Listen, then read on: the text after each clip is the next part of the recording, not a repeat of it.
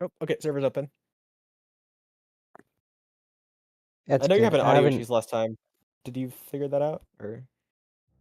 I mean, I've been trying to. I guess you could, if you have the stream open, I guess you could listen to me talking and tell me, because I just True. noticed that when I was talking in the VOD before, I was really distorted, and I didn't like that. I'm gonna mute myself for a sec and just listen to you if you want to just talk for a bit. Yeah, Maybe that's tell me fine. about your plans. Tell me about your plans to the server today. How's that? Yeah, I had some plans to keep building some things that I had started with the world edit and stuff, like that big ravine and stuff, and make like a bridge going over it.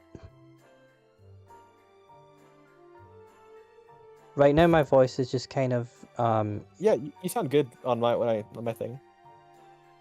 I can hear you proper on the stream.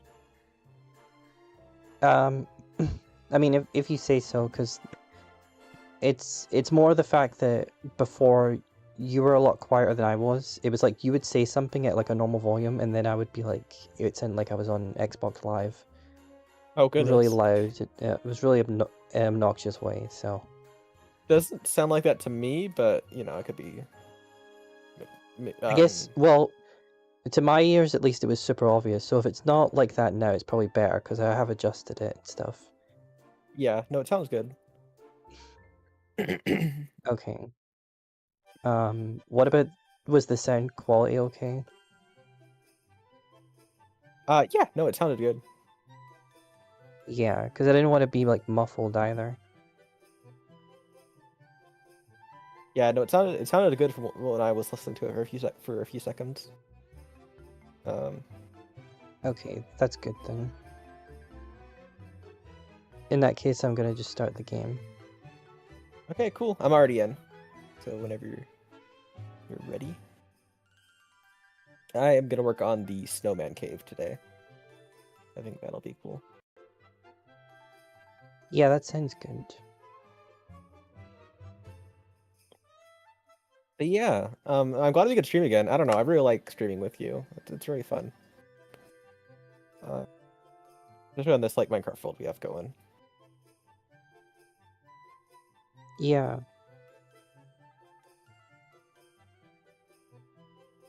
I guess that see through windows didn't quite work on Minecraft. Maybe I'm sure it'll work for other games at least. Ah, I'm sorry. That's too bad. So I'm probably still gonna have to open the stream on my phone for today.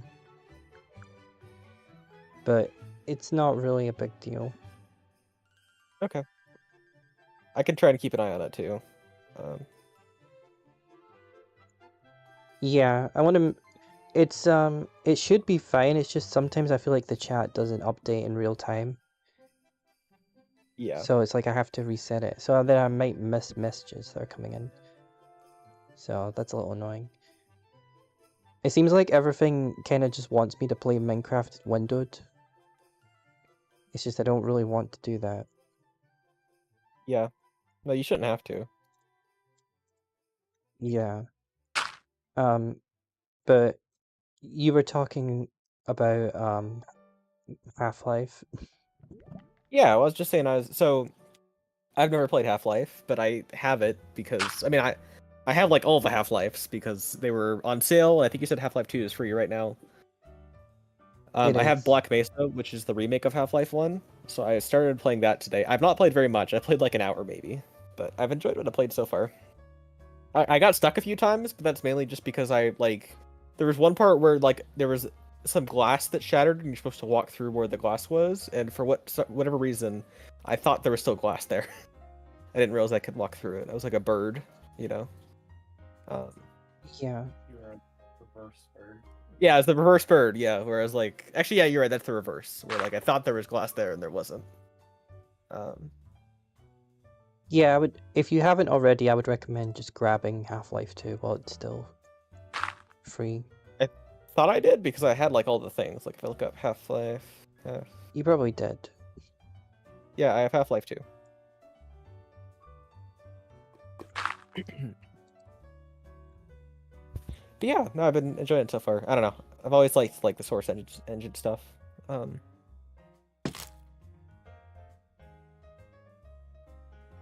Yeah, I like the Source engine. Have you ever played or heard of Vampire the Masquerade Bloodlines? I've heard of it. I don't know what it is. It's basically just an old RPG where you play as like a vampire. There's like different kinds of vampires, and Okay. it's kind of funny because there's different types, different like races of vampires you can be, and one of them you can be is basically like Nosferatu type vampire. And That's cool. if you pick that one, you basically like can't be seen in public. You have to like play the game like basically like avoiding like all NPCs. That's interesting. So you become like you have to play it as like a gremlin man or gremlin woman. Because Yeah. a lot of it's like a more like modern vampire aesthetic where it's like you're like sort of they're all like hang out in nightclubs and stuff like that. It's very like Blade or something like that. Yeah. And very 90s because it's like it came out in the 90s, but like you can just be a Nosferatu and you have to, and basically like if anyone sees you, basically like any other vampire type can blend in. If you're not Nosferatu type, you cannot blend in like at all. I see. But That's funny. I was just going to mention that because that game is actually made on the Source engine, which I think is really interesting. Because it's not made by Valve or anything, but it is the Source engine. Yeah, I mean, there's a bunch of stuff in the Source engine. I mean, Stanley Parable is a good example. Oh, Stanley Parables, and it's I guess that makes sense. It seems like the kind of game that would be, to be honest. I mean, the original is. The remake isn't, but... Oh, the remake... So they actually, like... They actually, like, remade it? It's an interesting case. So, I mean, I won't spoil it because it's interesting. I'm not gonna say much about it, but it's like... Saying whether or not they remade it is a spoiler, somehow. Is it? I don't remember that part. The Stanley Parable. There is a remake question mark of it. I mean, I think I know what you're talking about, but I thought you might mean that they literally rebuilt it in a different engine. They did. Kind of.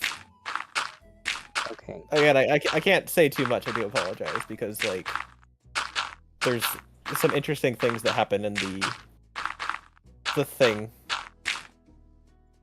to do with it being a remake or not being a remake. I know. But... I mean, I've played that remaster, but I guess if maybe you don't want to spoil it for other people. Okay, no, I apologize. I didn't realize you played it. No, but I could understand if someone was watching this, they knew they don't want to get spoiled about it. Yeah. Right. I have played that, and I really liked what they did. It kind of starts because without saying too much, it starts out like it's just the same game with all the endings that were in the original game, and then it starts to change, and that's all I'm gonna say. Yeah, I really liked it. After you do a couple of playthroughs. That's a great streamer game. That's a very popular streamer game, is the Stanley Parable. Yeah. Okay, one of my favorite streams... I've told you about Germa before. Like, Germa streams are pretty great. But one of my favorites was the Stanley Parable stream, partially because there was a part where in the Stanley Parable remake, it directs you to a website, and the website was like would have footage of streamers playing the game, and like Germa convinced the person on the website to like put a spider in his mouth, like a fake spider, like a PNG spider. It was weird. It was really weird. It makes more sense it makes less sense when I say it like that. Right. Don't worry. He was just, just eating spiders like you do. As you do. As you do. Very average Germa stream. I know we were when we were playing like web fishing or something. We were referencing the broom closet ending. Yeah. Okay, no, you do. Okay, my bad. I forgot about that. Yeah, I actually own. Well, I mean, actually on Steam, I just own the original one because I played the original one first, but I played the new version on the Switch. I didn't know it was on the Switch. It is, yeah. It's a really cool game to be on the Switch. Yeah, that's cool. But yeah, I no, still it have is not the the source original engine. one. Yeah, it is not the source engine though. Surprisingly, it is made to look like the source engine, but it's not, which is very silly. Right. I think yeah, I think I get what you mean.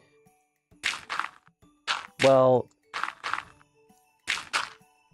I mean, it's funny that we're playing Minecraft, although they actually kind of took that out. Yeah, no, they used to be in there. Don't they have like I think it's Firewatch now or something? I forget. It's I remember there was a part where, well, obviously like kind of a spoiler for an Easter egg in the game, but there was a part where they were playing like I think it's Rocket League. kind of okay as long as we give a spoiler warning. I think it's kind of okay. It's only we just gotta be careful if someone new comes in. Yeah. But yeah, I think there was a part they were doing Rocket League, if I remember that right. Yeah, no, the new I know it's in the I don't know if that was in the original one, but in the new one at least they had Rocket League. I never played the original, but I remember I watched somebody like back in the day. I played a little Rocket League. I think it's okay, but it kind of gets old after a while. I meant the Stanley Parable. I haven't played Rocket League. Oh, well, Stanley Parable. I don't think Stanley Parable really gets old, although it depends. You have to be in the I mean, right mood for it, I guess. you gotta finish it. I mean, or like you can finish it is what I'm saying. Like okay, I mean like a game like Rocket League, like there's games that have like replayability, you know? Like there's like games where you like have a fighting game, right? Like or a racing game, you know? Versus like something like a story-driven game where you generally just play it one time. Yeah. Or more depending on how it's built, you know? Yeah.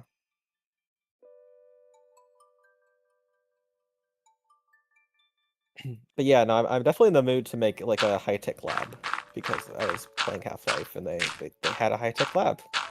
And I was like, ooh, this makes me think of like an SCP like containment facility. Yeah, it's very like that. I always felt like there was some similarities with Halo as well, because Halo has like the reveal of like the flood and everything. Yeah, yeah. No, I do like that. Okay, I played Halo with my one friend. We like played the collection, you know? And that was very fun. We've only played the first one. We need to play the other two. I think Yeah. there's a few more than two. But... Yeah, there's a bunch now, but I would be open to playing Halo with you as well. That'd be fun, yeah. Okay, I remember we played the Cursed Halo. That was fun. You can do it like up to 4 people in campaigns. Yeah, I really liked how there was a feature where you could like switch back and forth between the old graphics and the new graphics. I thought that was so cool. I want more games to have that. Yeah, I know that new, like newish like Tomb Raider trilogy remaster has that in it. You can switch. I remember one of my favorite like there's a game on the Switch called Wonder Boy and the Dragon's Curse, I think. And it's a remake of like an old Mega Drive game that's like very simplistic, but they like remade it over top. So it emulates the original game, but then over top it puts like a hand-drawn remake art style, and it looks super good. And I love the music in it. But I like want more things like that where they like have an older game, but then they like oh yeah, but like one of the things is during gameplay you can just hit the shoulder button to switch back and forth between, because it's just emulating the game behind the scenes, you know? So you can just turn on the Mega Drive graphics versus the hand-drawn graphics. And of course, you want to play with the hand-drawn graphics, but it's just cool to see it. Yeah. It like makes you appreciate it more because like you're running around and like in the hand-drawn graphics, it's like, oh, there's a beach and there's like a bunch of background scenery, you know, and like all this stuff is like made to look kind of like an environment. And then you switch to the Mega Drive graphics and it's like a repeated tile over and over again, you know, and you can see Yeah. like the amount of creative work that went into it.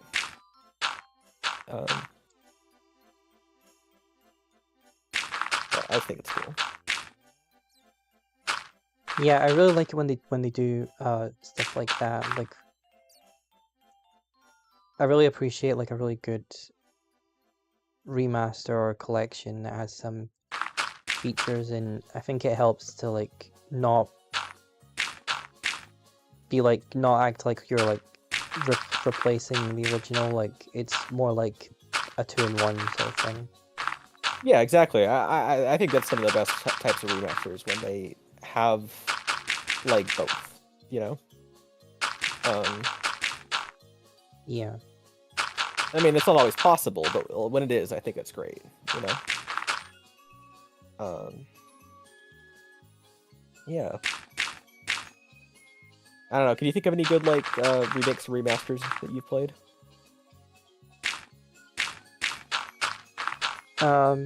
Maybe. I'm not sure at the moment. I was playing but I know there's. No, go ahead. Well, I'm sure I could think of something, but what were you gonna say? I mean, I played a few, but somewhat recently. There's a really good remake of Metroid Prime 1 on the Switch, which is really interesting yeah. because I always considered Metroid Prime 1 to not need a remake, because it just looks so good on the GameCube, and it still does. But the remake's also really good on Switch. Yeah, that remake looks really nice. That might actually be like the best looking Switch game somehow. It really is, yeah. No, like at the very beginning, like in Town Overworld, you can like it's raining and you can like look up and like the water droplets will like land on Samus's arm cannon and then like dribble down it, which is so cool. I love it. Yeah, that is really cool.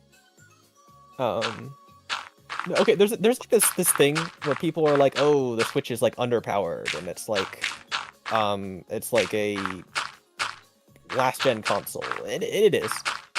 But at the same time, like, you could do so much. Like people. I mean, as a developer, you know, like, oftentimes, like, power is taken for granted. You know, where like, I just think about like you could make such good looking things on like hardware if you know what you're doing and you put the right amount of time into it. It's just that like a lot of like larger companies don't want to do that, you know. Yeah. Like Metroid Prime 1 on the game. I mean, there's always the thing of Wind Waker because Wind Waker is very stylized, and then they did a really good job with the art style. It still looks amazing. But I always like to bring up Metroid Prime 1 because that game goes for a realistic art style, you know, and it still looks amazing. And it's particularly because the I mean, I think it's because of a few things. I think it's because one, they don't focus on human characters, which helps. And two, and two, they just have like a lot of attention to detail, you know. And a lot of like little optimization tricks that help keep it from being a lag fest. Yeah. Anyways, I just think it's cool. I really need to play that remaster. It's Metroid Prime 1 is the only Metroid Prime I have played, but I played it like on GameCube when it was new. Yeah, I remember playing that with my friend as a kid. He had it at his house, and we would like.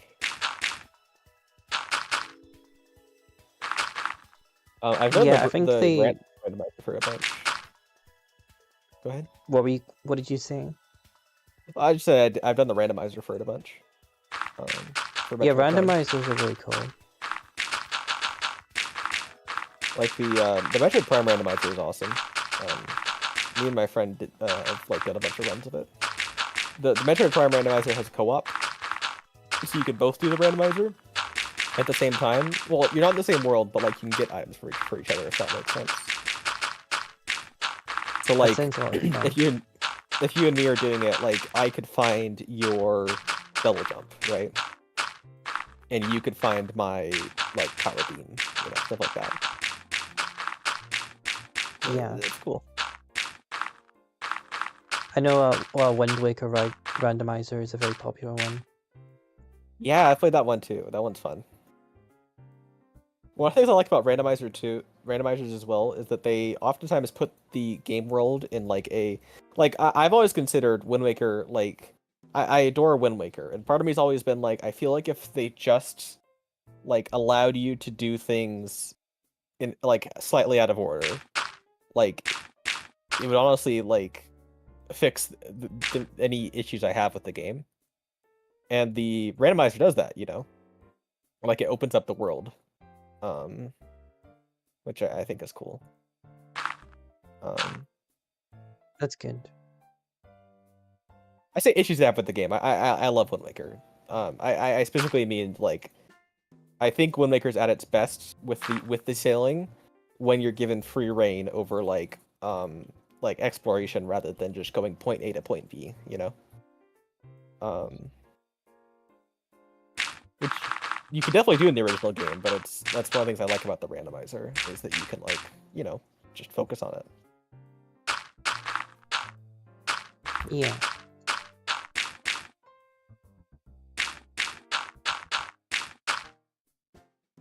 I think they did show a little bit of gameplay from Metroid Prime 4. They did, yes they did, yeah. No, I'm really excited for that. That one's been a long time coming. Yeah, well, because know they about that, right? restarted it and everything. Yeah. Yeah, they did. Part of me, I mean, I think a lot of people are like this. I've always been curious, like, what exactly it looks like that they felt they needed to restart it. It just makes me, I'm just curious, more than anything. Yeah, I mean, I hope all that information comes out one day, because it seems like they were really unhappy with it. But I respect the fact that they were willing to basically start from scratch, even though it lost them a bunch of money, just because they knew that the game had to be right. Yeah, no, I'm very up for that. I mean, I'm sure are you aware of Metroid Other M? Yeah, and how infamous it is, and the sort of character assassination going on. Yeah, we in talked that about that game. before. Yeah, we talked about it. We've talked about it a little bit. Just the fact that Samus is like a lot more. I'm not sure the right word. Like less independent. Yeah. No, she's definitely like. I mean, the biggest issue I have with it is that, I mean, it just doesn't. Like one of the defining things of Metroid for me is the isolation, right? Like you play as Samus and she's all by herself, Yeah. And like, I mean, that's not like, there's like Metroid Prime 2 has like a couple NPCs in it, right? But it's more like Dark Souls NPCs where you like encounter them, but they kind of like, they're off in their own little pockets, and to me that helps Yeah. with the atmosphere. And in Metroid Other M, that's one of the things it's missing. Among other things, there's a whole heap of issues with that game, but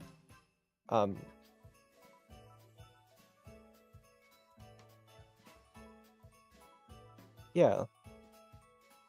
No, I do hope that Metroid Prime 4 is like lives up to the hype. I try not to hype myself up too much for games because I don't like being let down. Yeah, I get that, Um, especially with some modern games.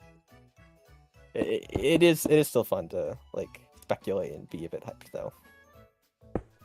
I mean, part of my thing too is just I have so many games in my backlog that I don't really need to like be on the edge of my seat for a new game to come out, because like Yeah. I have like 10 billion games I still want to play that I haven't played yet. Like Half-Life. hadn't played it Yeah. until now. We should I think we should definitely play more Baldur's Gate 3. I would like Whether that, yeah. whether we continue the one we were doing or start Start over. Where you saying, Abby?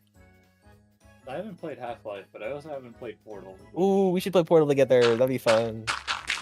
Oh yeah, Portal does have co-op, doesn't it? Oh yeah, Portal co-op would be fun. I remember Yeah, I it does. did It that has with like a proper co-op. At least Portal 2 does. Yeah.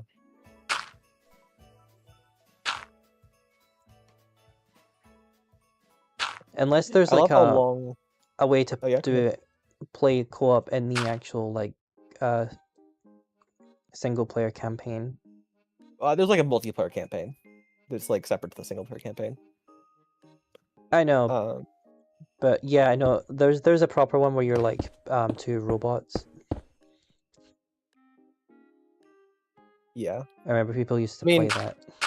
I don't think it really makes sense to do the single player campaign because it's a multiplayer, or because it's a puzzle game, you know? I feel like it would kind of mess up a lot of the puzzles, unfortunately. That's a good point. It would make them way too easy. Yeah, because like if we had an extra pair of portals, like pretty much all the puzzles would be very easily solved. Yeah, you would have to basically rework every single level, and at that point you might as well just make Portal free, which I hope they do Yeah. one day. I do remember that I played a community mod that's like a sort of Portal 3, where the gist of it is you have a third portal that takes you back in time, which was kind of interesting. I liked that. That does sound very wacky. Yeah, so in particular, there's like 2 versions of every area that you're in, and the third portal takes you between those 2 versions. And your portals, like if you make a portal in the past, then it's there in the present. But if you make a portal in the present, it's not there in the past. If that makes sense. Yeah, I love Sonic CD. Yeah, it's Sonic. You're right, it is Sonic CD.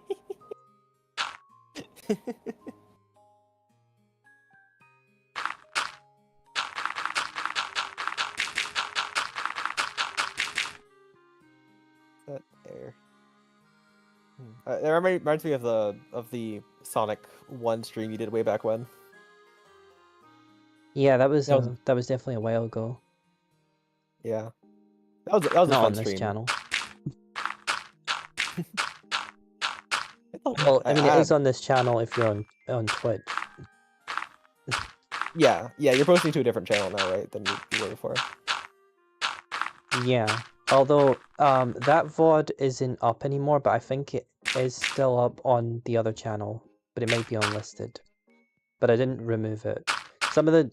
I unlisted some older streams that were on YouTube, but I didn't delete them, so with the link you can still watch them.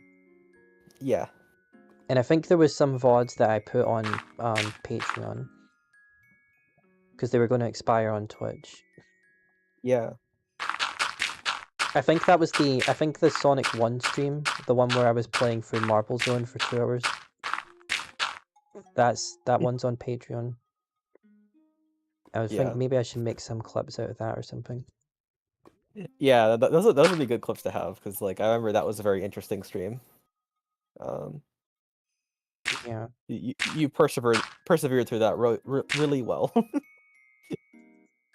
Yeah, basically what I discovered about Marble Zone is that if you play it as Knuckles, it's actually really good. It somehow feels like tailor-made for Knuckles, even though he didn't exist for another 2 games. I can see just playing as Knuckles like fixes the entire thing, just being able to like glide forward. So it's actually not a badly designed level. It's just a badly designed level for Sonic. Yeah, exactly. I mean, it's not built around Sonic physics. That's the whole issue with it. Like, it'd be a fine Mario level even. You know, that's like one thing I always think is like, I mean, probably substandard Mario level, but it'd still be a fine Mario level. You know, it's particularly that you have like slip-slidey Sonic, who like is not meant to be in a small container. Yeah, I mean, I think it gets worse later on when you get into Labyrinth Zone, where you actually are doing sliding around, Yeah. down slides and stuff. Yeah. I haven't played a ton of Sonic. I love Sonic Mania. That was my jam. Sonic Jam. Sonic Jam. Is that a thing? Yeah. I think Sonic Jam was like a Sega Saturn game. It's very low poly. I love how it looks. There's some mods for Sonic Adventure 1 that make the models look like Sonic Jam. Maybe if you just I do love the way that maybe if you just no, like go ahead. look up Sonic Jam, you can see like what it looks like. It's very pointy. Sure. Let's see. Oh, I have seen this before. Yeah. Yeah. There was also a game they were going to make, which was originally going to, like, the game that eventually became Sonic Adventure.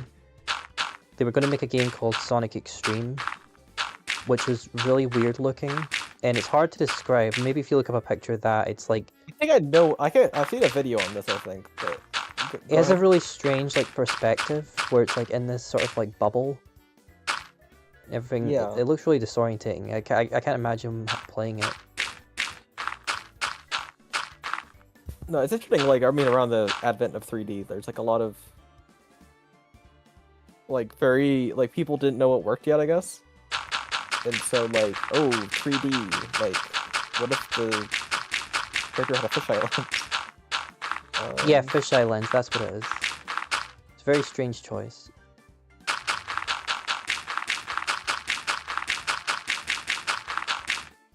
I know I did do a Sonic Adventure 2 stream one time.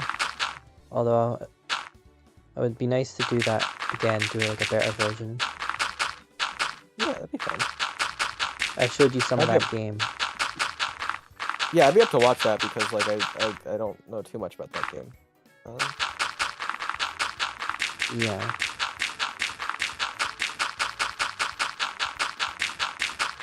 But talking about like good remasters, it seems like Shadow Generations is a really good remaster. Is it? That's good. That makes me happy because I know they've had a track record of very bad remasters lately, and so that's good to hear.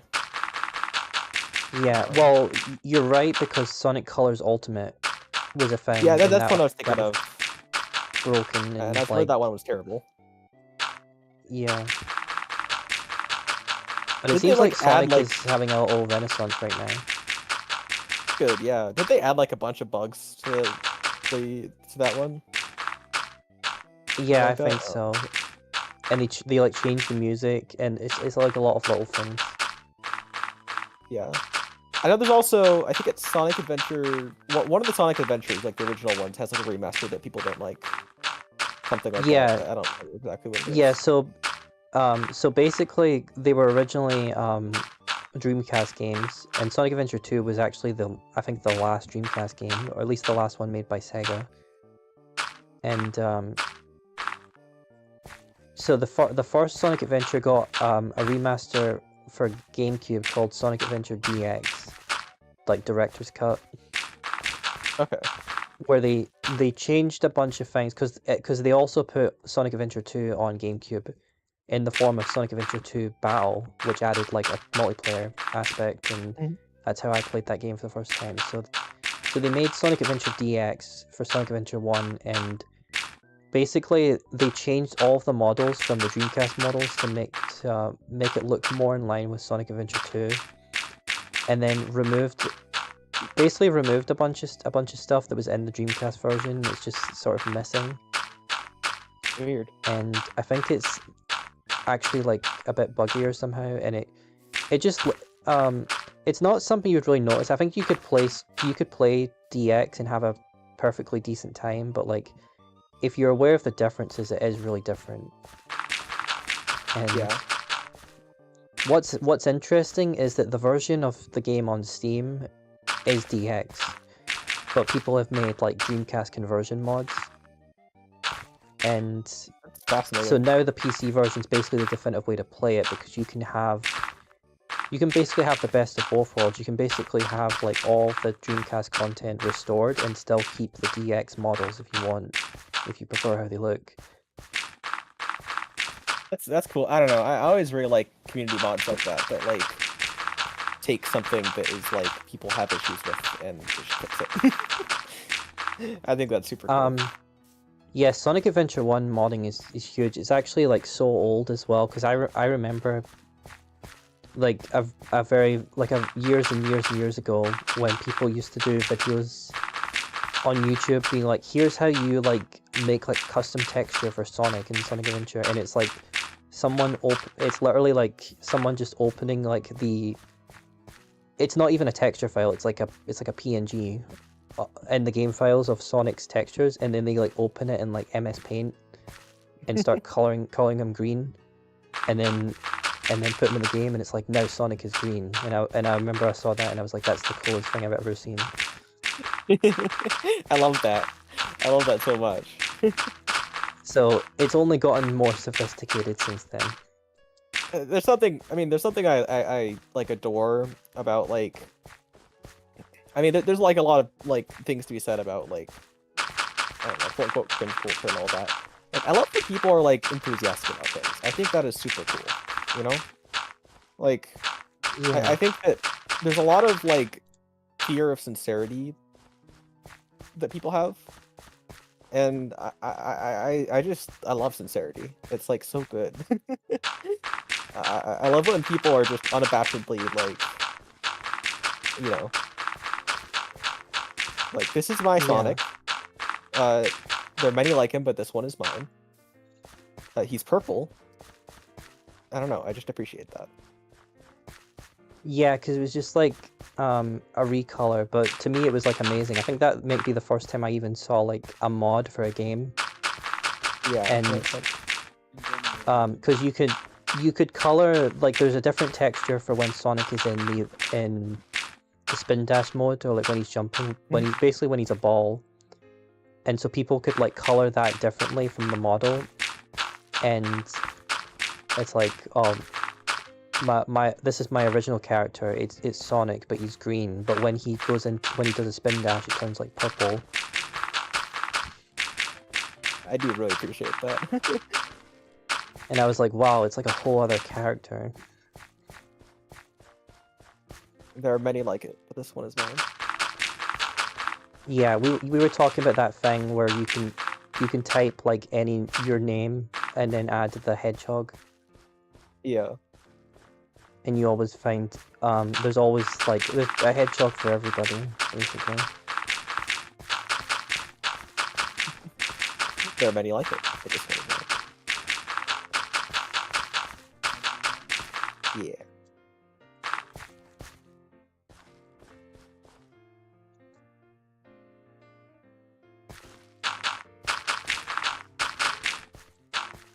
I'll take a look at where you're at so far. Take a break.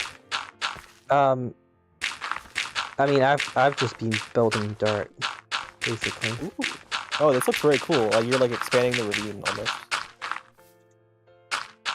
Yeah, I mean, I probably could have done it way more efficiently, but I really only used World Edit for some of it, just because, I don't know. That's okay. I mean, Oh, lightning. I think... Lightning struck what? somewhere.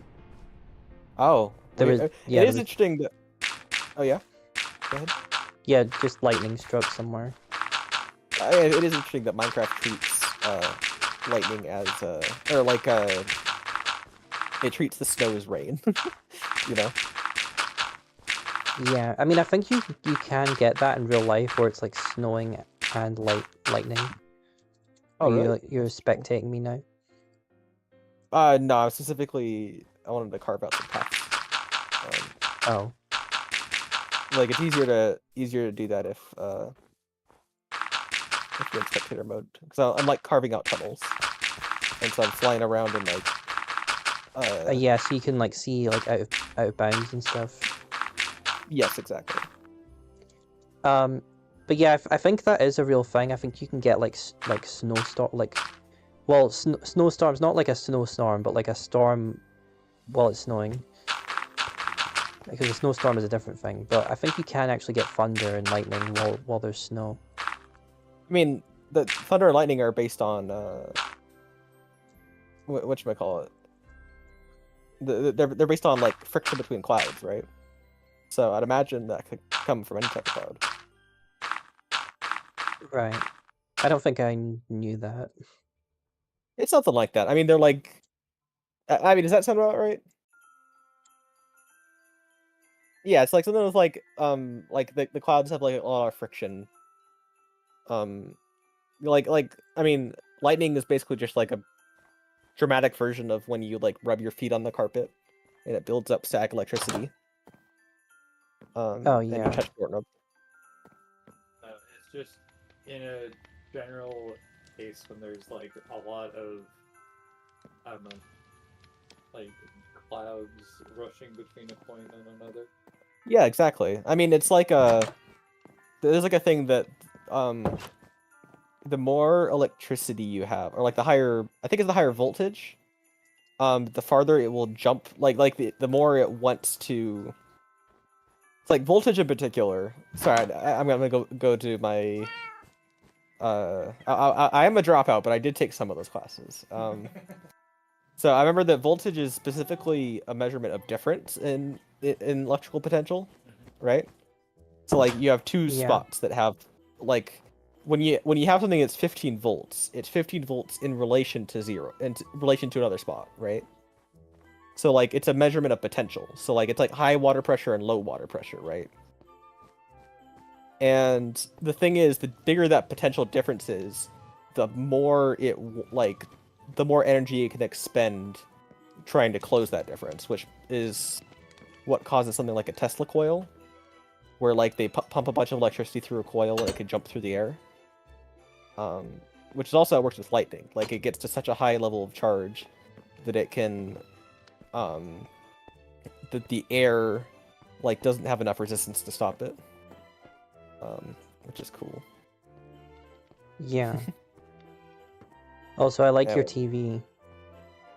Oh, thank you. Yeah, did you see that? Black concrete. Yeah.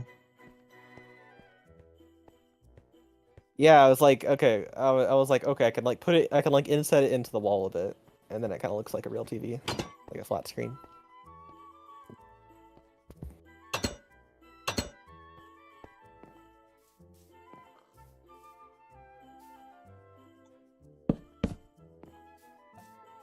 Okay. Let's see, I'm gonna keep working on my underground thing.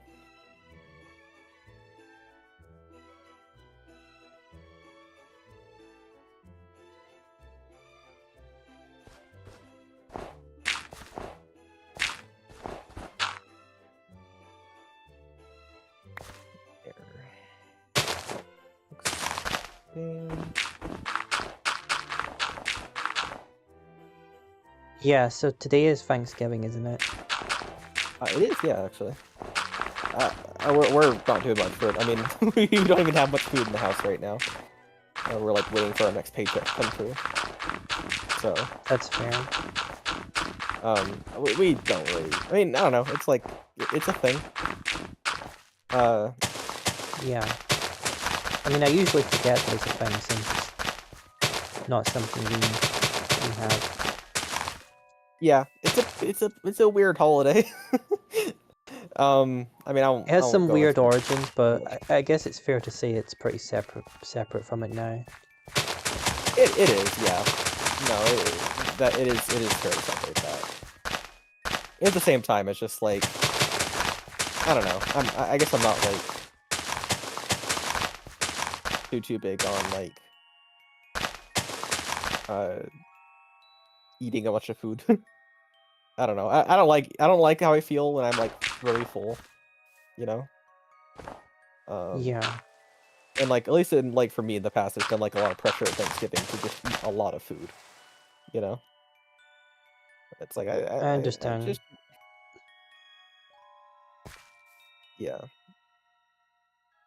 I do like that kind of food though. Food is okay, like one thing I've been craving because it's around Thanksgiving is rolls, right? Like freshly baked rolls. Yeah. I love rolls.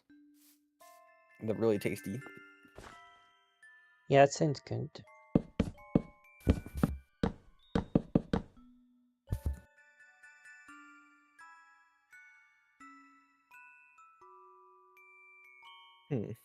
I'll make like a. Ooh, okay. I have an idea. I have an idea.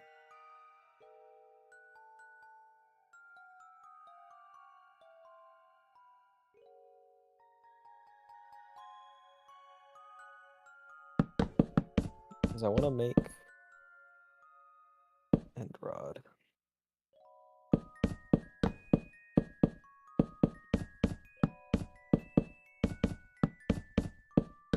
End rod, and then maybe a lightning rod. Yeah. Okay.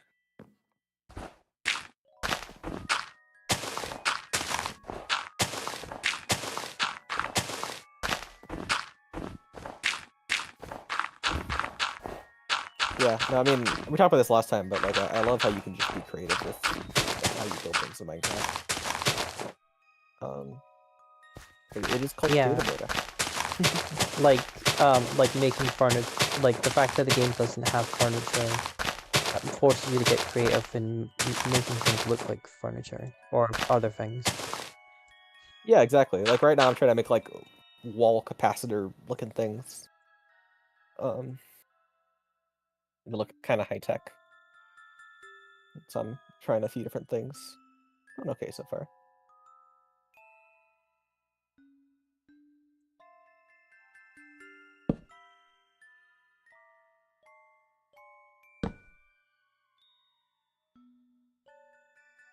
Is there a way to like attach rope to a fence, or did I make that up? There kind of is. So you can specifically you can lead an animal, right? If you're holding a lead. Okay, so one second, let me up to where you are. Well, I mean, I guess I wanted to see if I could attach it from one fence to another. You can't quite do that, at least not without some trickery. Yeah, but it's probably just gonna have to be a normal fence or something else. Yeah, I mean, I feel like you could also. There's a few things you could do. You could use chain almost, although it doesn't look quite right. Oh, Chain okay. works. Okay, actually, I have an idea. I have an idea. Do you know what the debug stick is? No. So there's an item called the debug stick. Here, I'll give you one. And what you can do is you can use it to change the properties of an item. Oh. I've never heard of that. Yeah, like You're this. doing some See? witchcraft right now. Yeah. So I could do this, and then make it look like it's connected to the chain. Oh.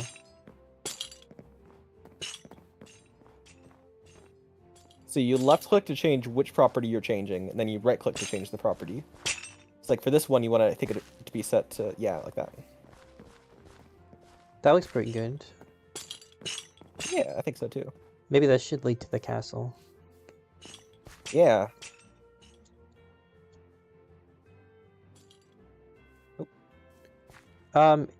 It's getting covered in snow, but I thought about maybe giving it like a little roof. Sometimes bridges have like Yeah, that could be cool.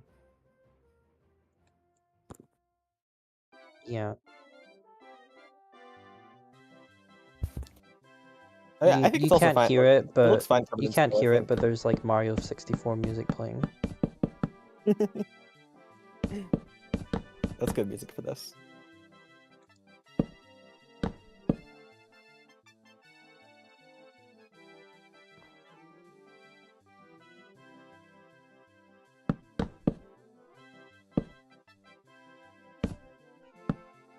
Yeah, let me get some stairs.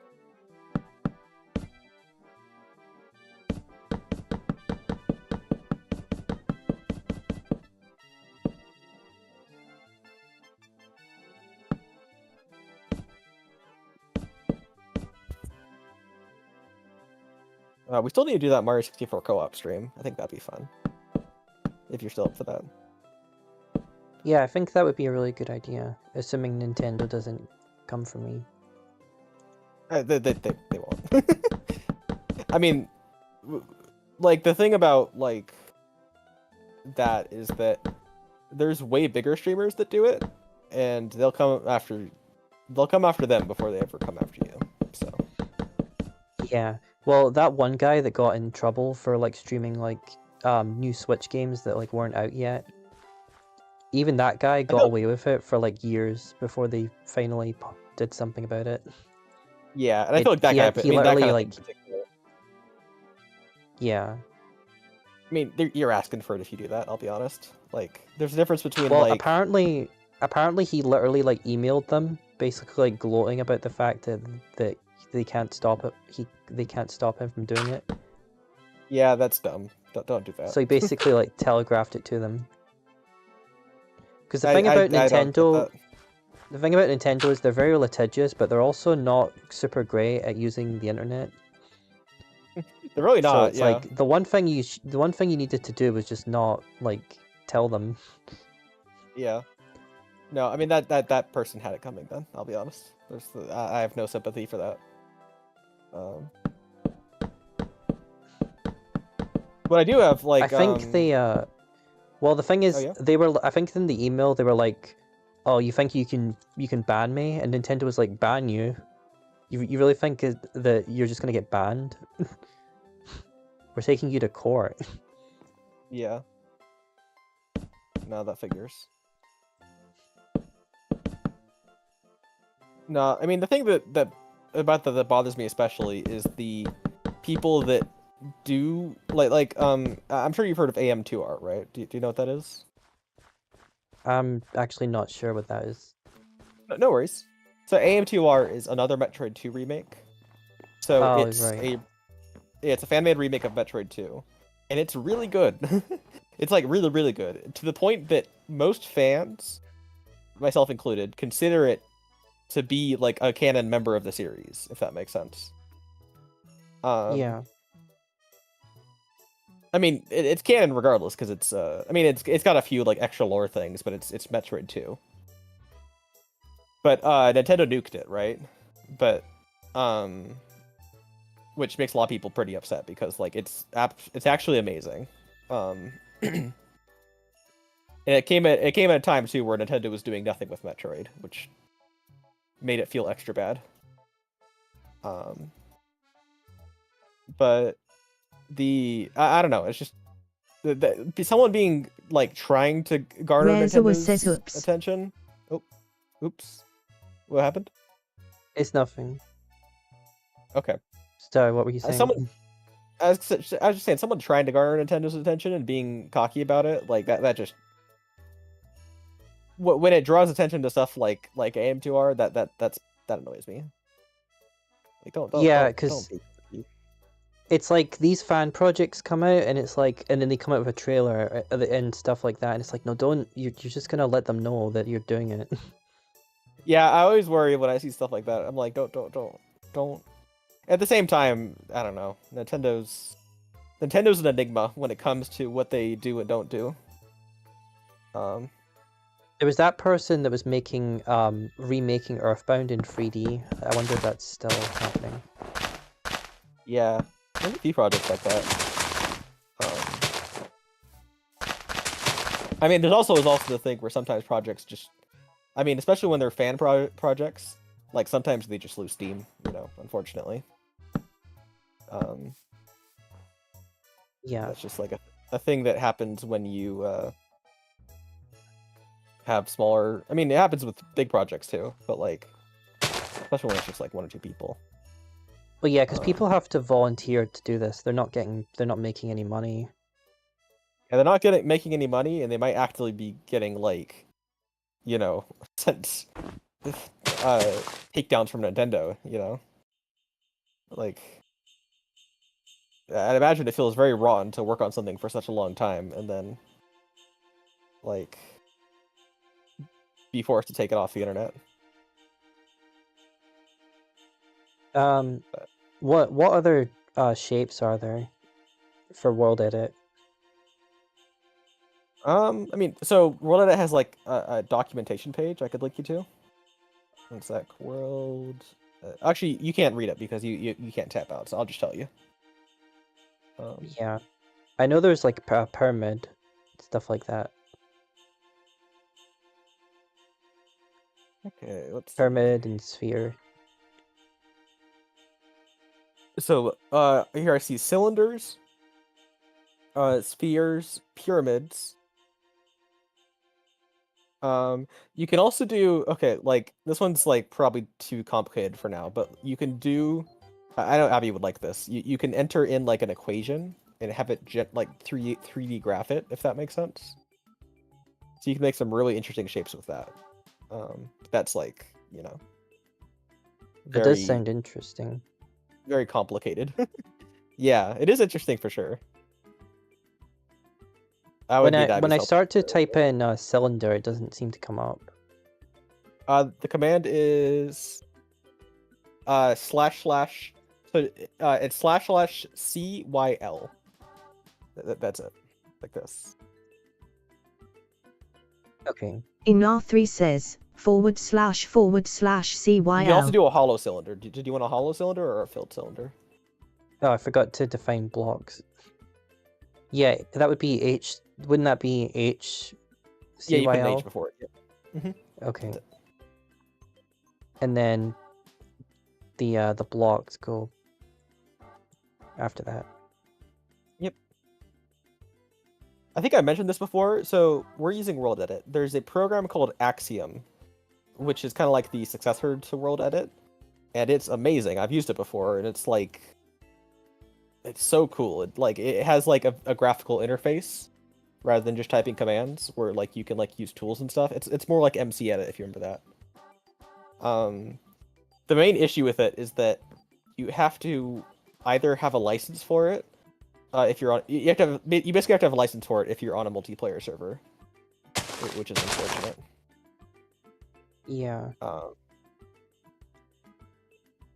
don't even know what the legality of that is, I'll be honest, but that is how it works right now.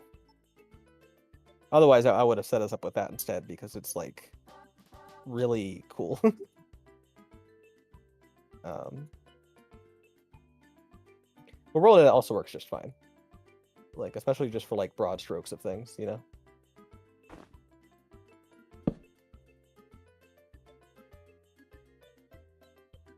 Yeah, so I managed to make this big ring, which I think just kind of helped me define the shape for this.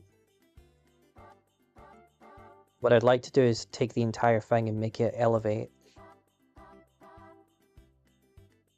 Ooh.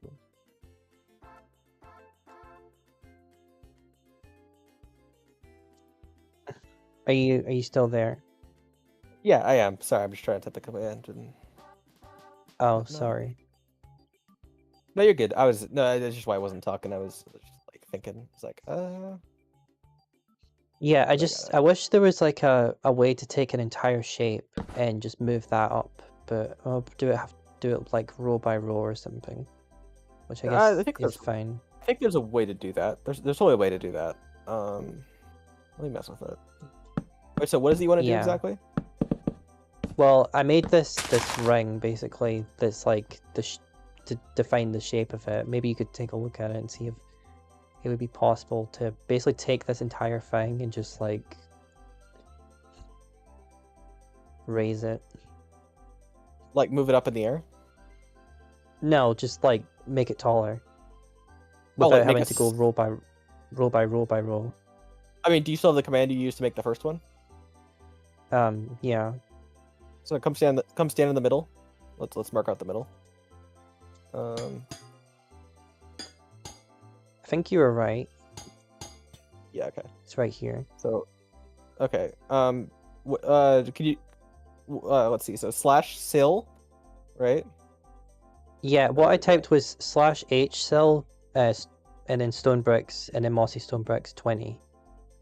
Okay, so after the 20, do a space and then one more number, and that's the height. Oh, I did not know that. There we go. Oh, that's really cool. That makes a huge difference. It looks like Yeah. it might have been slightly off, but it's fine. I'll just fix that. Yeah, I think that's fine. Maybe it's slightly off center. You can always undo it and try again. Yeah. I guess I should just follow the middle here. A middle in relation to the bridge. That's what I actually care about.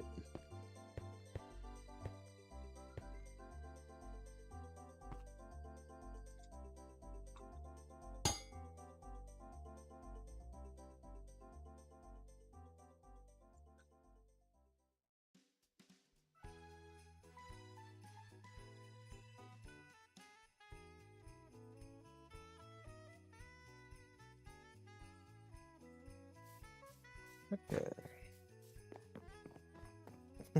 This is very Yeah, hard so that's to. really cool.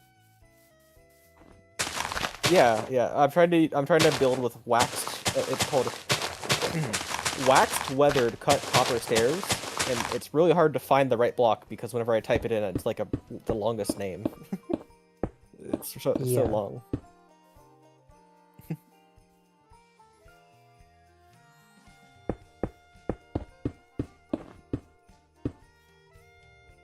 Yeah, rollout's cool for that reason because you can like build a really big structure like that. And it doesn't take you like all day, and then you can focus on like making stuff in it. You know.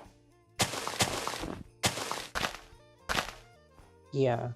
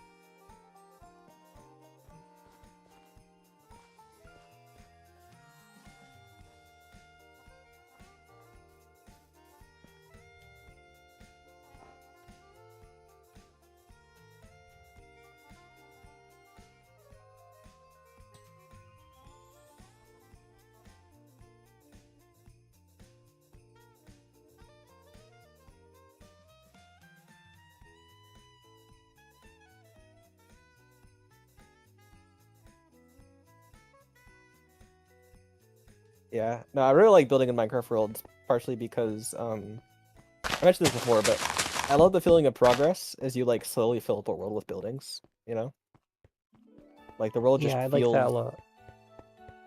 Yeah, exactly. It just feels like you have like a bigger thing. It's just so cool.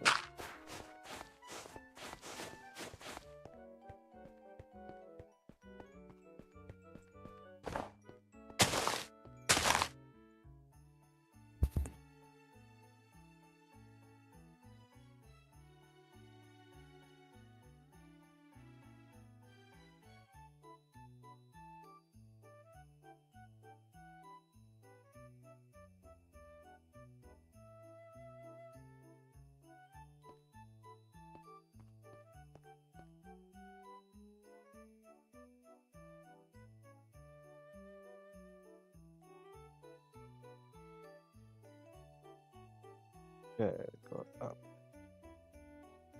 Oh, block.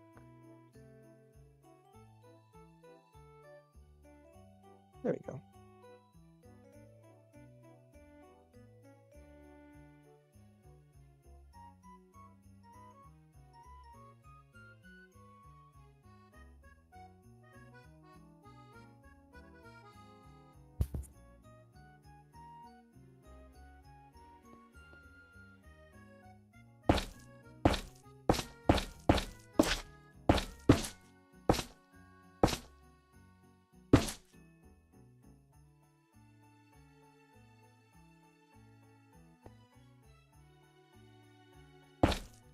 Okay, yeah, that's going along well.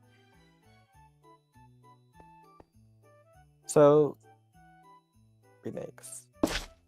Do you have any opinions on the Woodmaker remake? I'm curious if you do. I mean, it's more of a remaster, but I haven't gotten to play it. Yeah, True. I mean, it's always a toss-up of whether something is like what a remake remaster, like which is which, you know.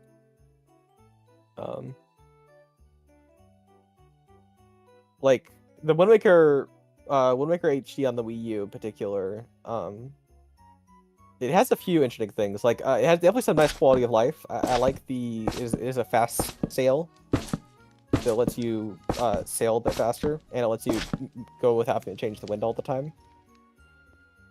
Which can be Yeah, nice. one of the coolest features I heard about in that game was the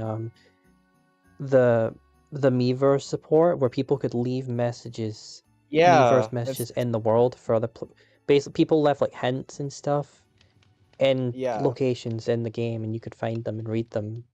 Sometimes it was funny, or like it could be like a drawing. It's just like that's a really cool way to have like a sense of community while you're playing through a game.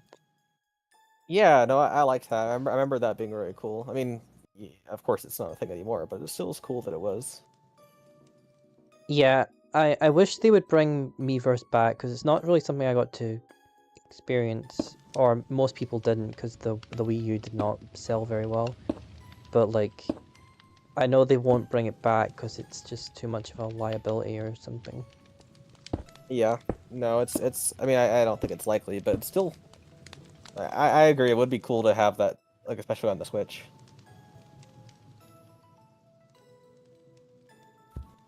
Didn't they make it Yeah, so that didn't they make it so that uh like plus I remember like on Splatoon 3 you used to have to post to Twitter, right?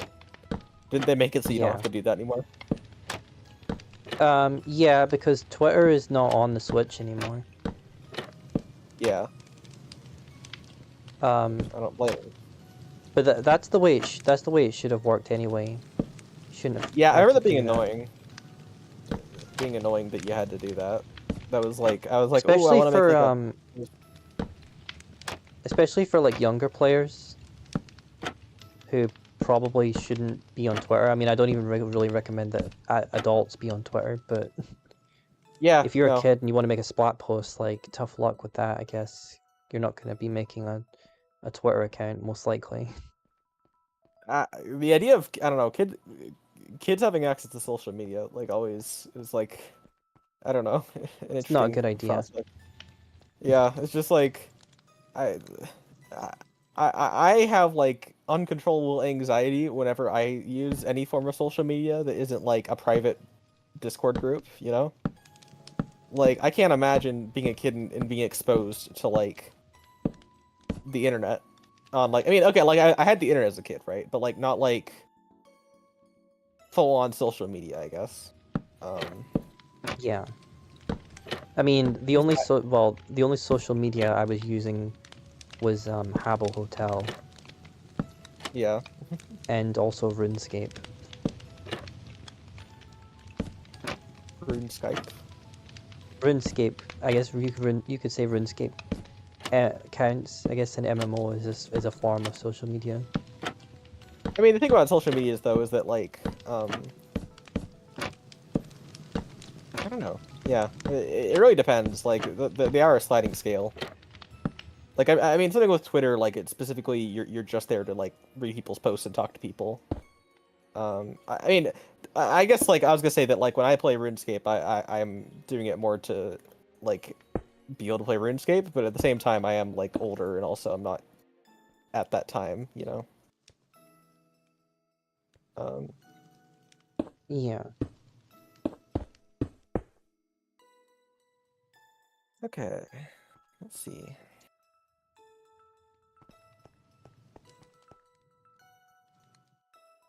I'm definitely making something.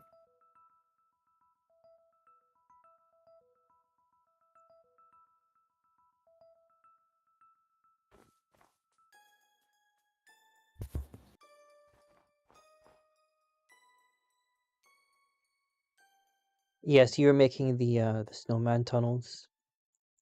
Yeah, I'm in the snowman tunnels. I'm making something. Yeah, because I I really mean, like your snowman.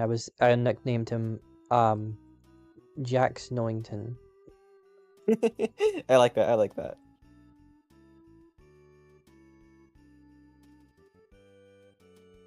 Thank you. Yeah, no, I had fun to make it. I was like, ooh, you could be like tilted, kinda. Yeah. I think you did a really great job with that. Maybe you can give Thank me a you. tour of the Yeah, I'm up for that. I mean, I'm still working dungeon. on it. But... I remember in the other server you did that thing where you added like like corrupted slimes and stuff, and you named them. Yeah, no, that's a thing you can do too with like MC Stacker or something. It's really cool that you've basically turned the entire cave system into snow. Yeah, it's probably I have night vision right now. I actually don't know what this looks like without night vision. Let's see. Yeah, it's quite dark. I can't really see much. Oh yeah, it's pitch black here. Let's put some lights.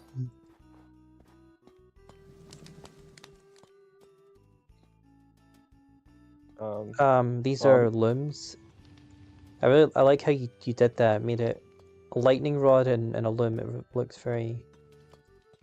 yeah, I think it looks They like look it's like like a.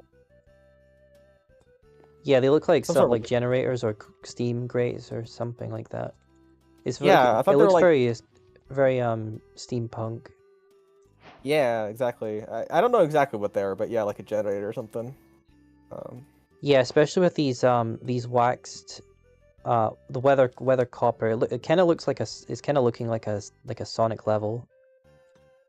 Yeah, this is Like one of Snowman those Zone. like Metropolis Zone or something, like one of those like really techy levels, Yeah. mechanical Okay. levels.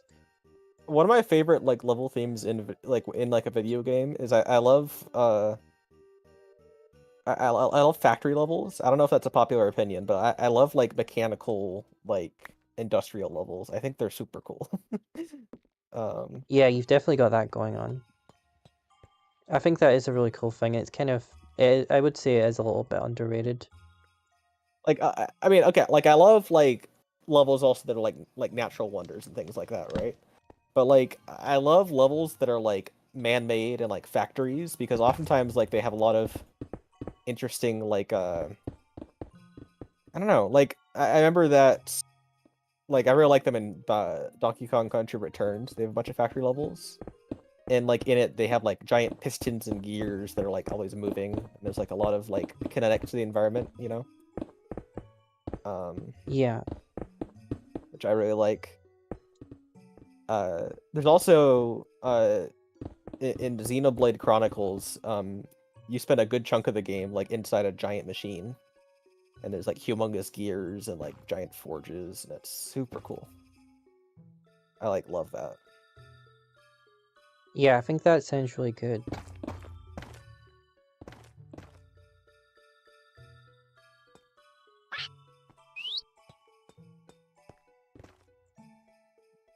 Yeah, I don't know. I think that's a cool thing. Let's see. Well, being that I was just playing Fallout, at the beginning of Fallout, there's like a big laser thing. It's like being used for experiments. So I'm like, ooh, I could make a big Right. laser thing.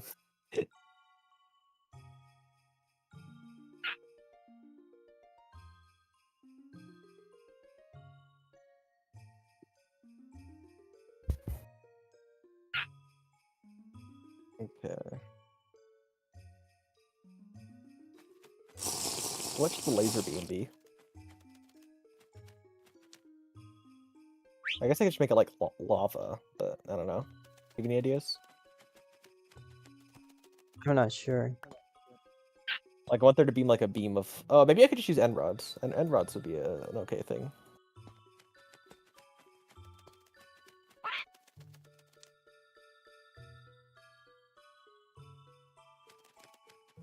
Then I want wax. Yep, there we go.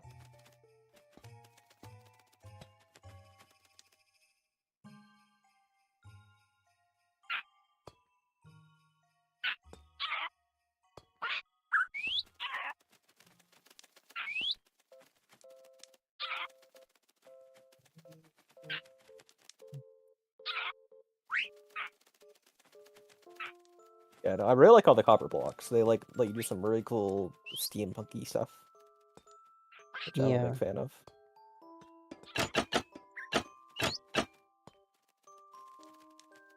It's fun to do this.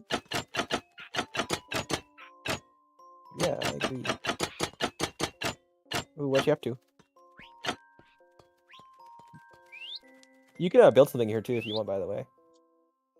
I did. Oh, you did? Ooh, there's something.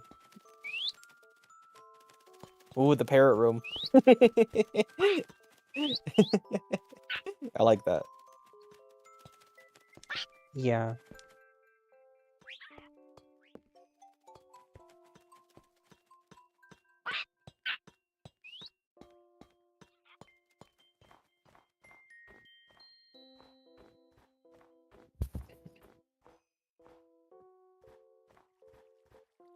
A secret underground factory. Yeah. And I like you have like bits of it coming through the snow, like it's all buried under it. Or I think these are something. like pipes. Yeah. Yeah. Or pipes, yeah. That's kind of my headcanon for it. Is they were like pipes buried. Yeah, I was thinking like the lab's like half buried. It's like, um.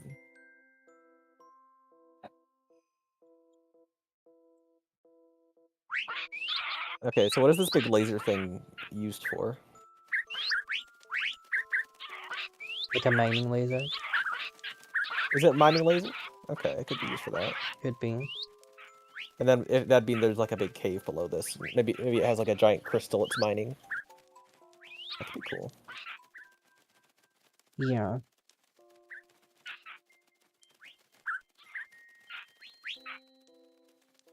Okay, actually that gives me a great idea. So one sec, let's. I want some yellow concrete. And I want some black concrete.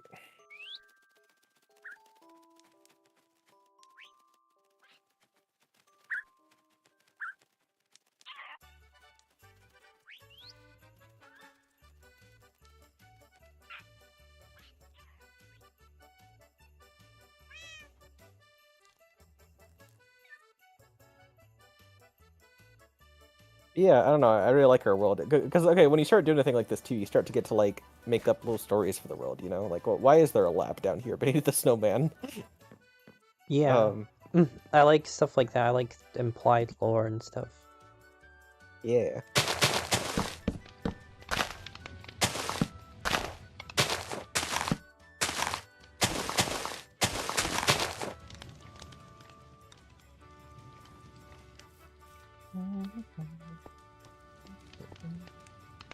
I have Donkey Kong music stuck in my head. Have you ever played any Donkey Kong games? No. They have really good music, which is like hilarious because they're like silly monkey game. But like their music Yeah. is like really emotional. Um, it's like interesting.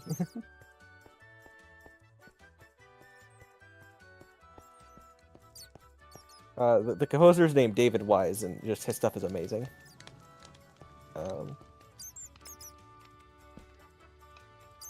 Yeah, from what I've heard, it seems pretty good.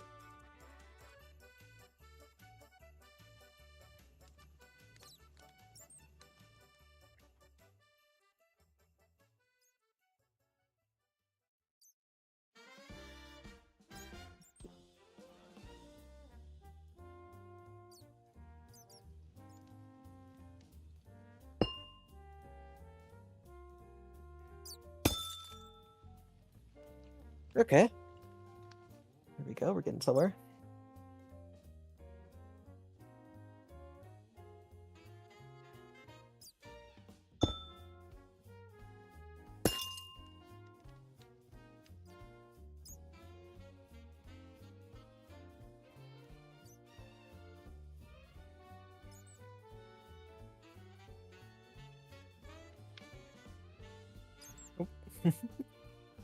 Okay. One thing that I always find interesting to think about is that like remakes have existed for quite a while, and like earlier than like I think I sometimes think they do. Like a good example is the Mario All-Star collections on the SNES. They like remade the first 3 Mario games on the SNES, which I find very interesting. Like, I guess I think of remakes being a thing like around like the Xbox 360 Wii era, but they've been around for like a good while. Yeah.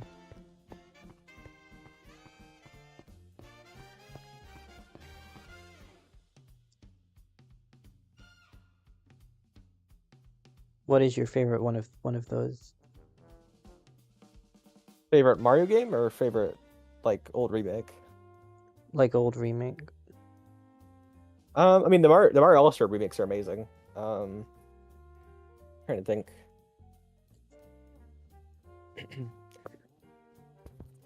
I like the Super Nintendo remake of Dragon Quest 3. Oh yeah, I've been playing the new Dragon Quest 3 remake. It's been good so far. I've enjoyed it. They actually added some new content, which I like they added a That's new always class. good.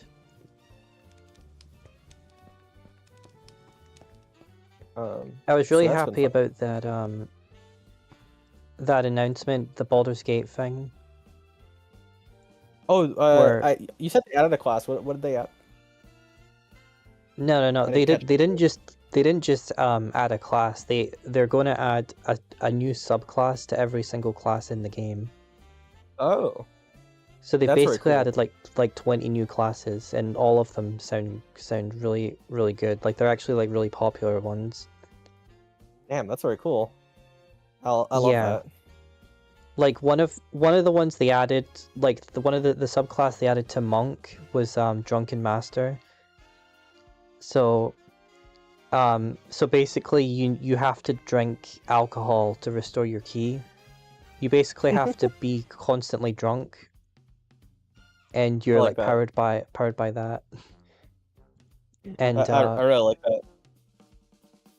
yeah, there was like a really edgy one where you can like that has to do with like shadow magic, and you have an ability where you can travel between shadows. So as long as there's like you can teleport, but only to another shadow, if That's there is cool. one. Which I guess would mean that if you're in a really dark area, you'd be able to travel more freely. Yeah, that makes And sense. yeah, just I don't remember all of them, but it sounded really cool. In fact, maybe I should find that and then read some of it because it is really interesting. I'm up for that.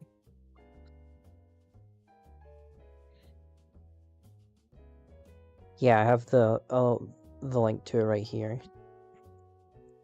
And yeah, they also added photo mode and crossplay, which is great.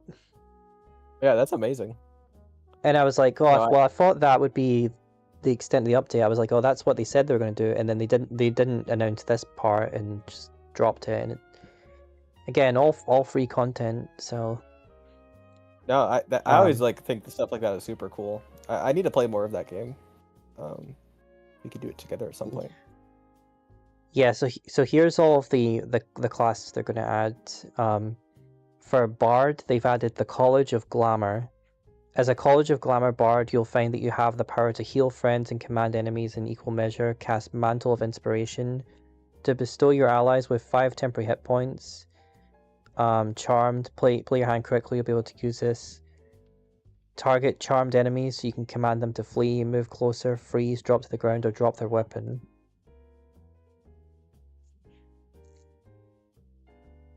And then they have one for Barbarian, which is the Path of Giants. Opt for the Path of Giants, and your newfound giant strength will make it easier for you to yeet. It actually says yeet friend Says and foe yeet. alike. Yeah, forget chugging potions to pump those muscles. These barbarians benefit from the Giant's Rage passive that grants them both strength and size, allowing you to deal additional damage.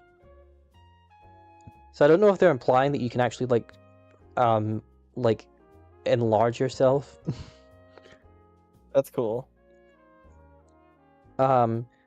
Cleric Death Domain. So this is basically like a cleric that does like necromancy. Oh, okay. Well, not in Baldur's Gate, but like in D&D, I've done a Death Domain cleric. And those are fun.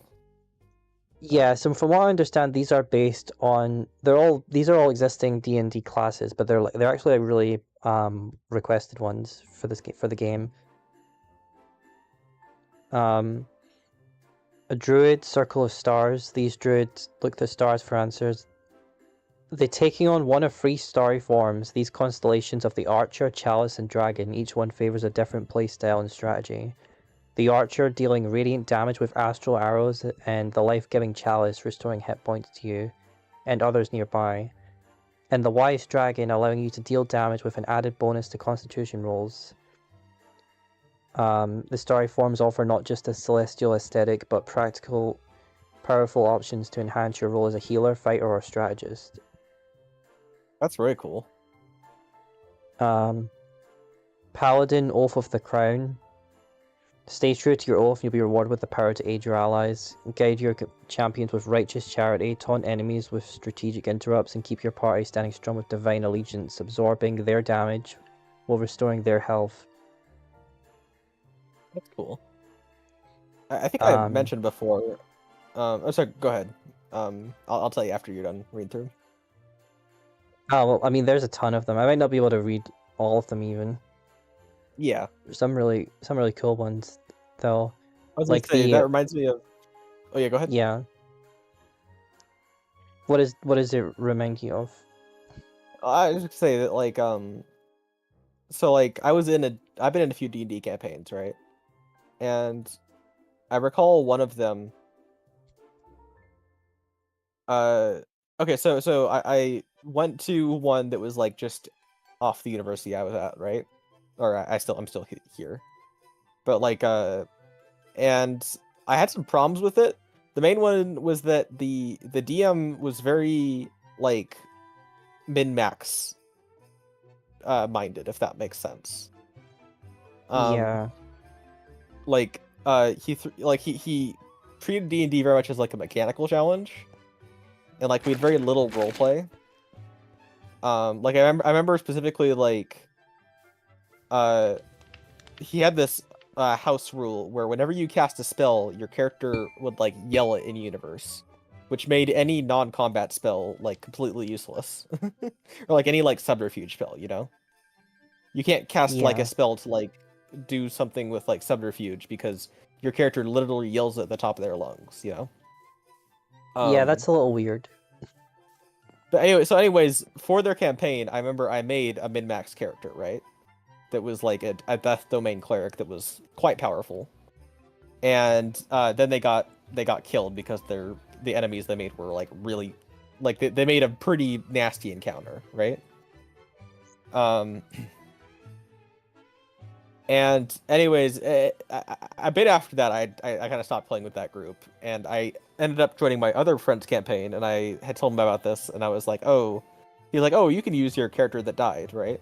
Like you can use them in my campaign. Yeah. And so I brought my character to their campaign, but the issue was that they were like min-maxed for like this like death campaign that the other person was doing, right? So like I get into their campaign and like my Death Domain cleric is like ridiculously busted for where they were. Like it wasn't like higher level than them. I was the same level. It just I did a lot more damage output than they were capable of doing. You know? Yeah. Which was kind of funny. I remember like we were doing our first campaign and we got to the boss, and my character had like a withering touch kind of thing, and the boss came up to us and I just like placed my hand on their head and did like 30 damage to them or something crazy like that. Yeah, that is kind of ridiculous. And they just died. It was just funny, like my character was not made for that campaign. Or like it was made for the min-max campaign, you know. Yeah, that's why I kind of like the fact that Baldur's Gate 3 has kind of a more conservative sort of level cap, because then D&D can go up to like 20, but they've I think it only goes up to like 8. or or maybe like I don't remember, or like 10 or something like that. Like, so you don't get the super broken stuff.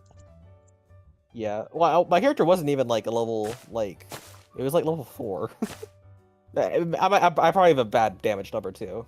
But like it was a lot of damage, especially it one shot the boss. So.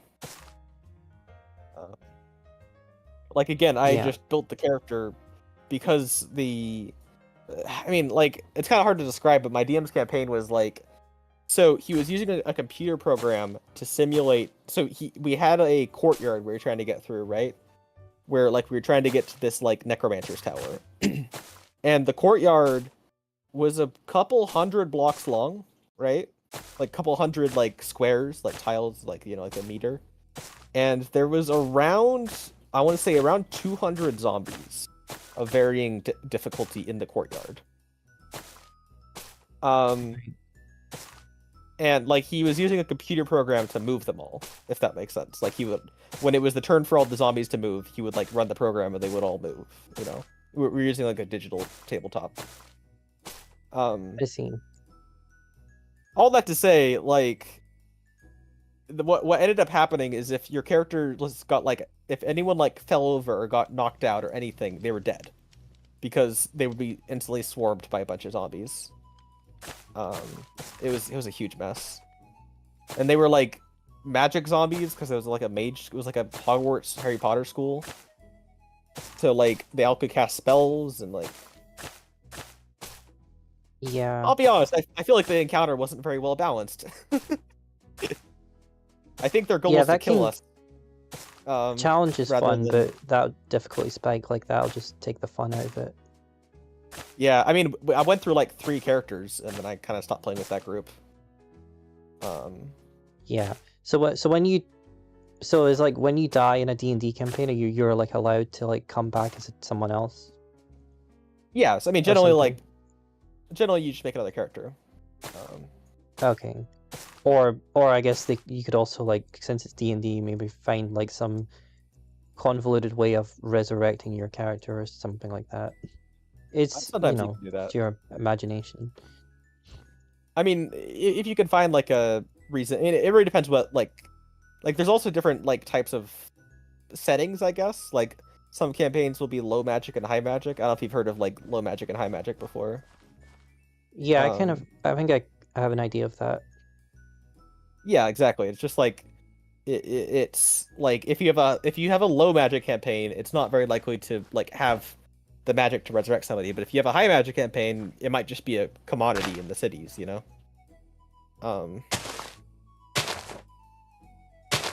Like high magic campaigns will sometimes treat magic like electricity, where it's just like everywhere. Yeah. Well, in a low magic campaign, it's like, oh, you have a magic artifact that like lets you like make a flaming sword. That's like super rare and never seen that before, Yeah, so you're talking about like high fantasy versus like low fantasy. Yeah, exactly. Well, kind of, yeah. Well, I thought the game was going to crash there. It froze for a second. I'm glad it didn't crash. It's all good.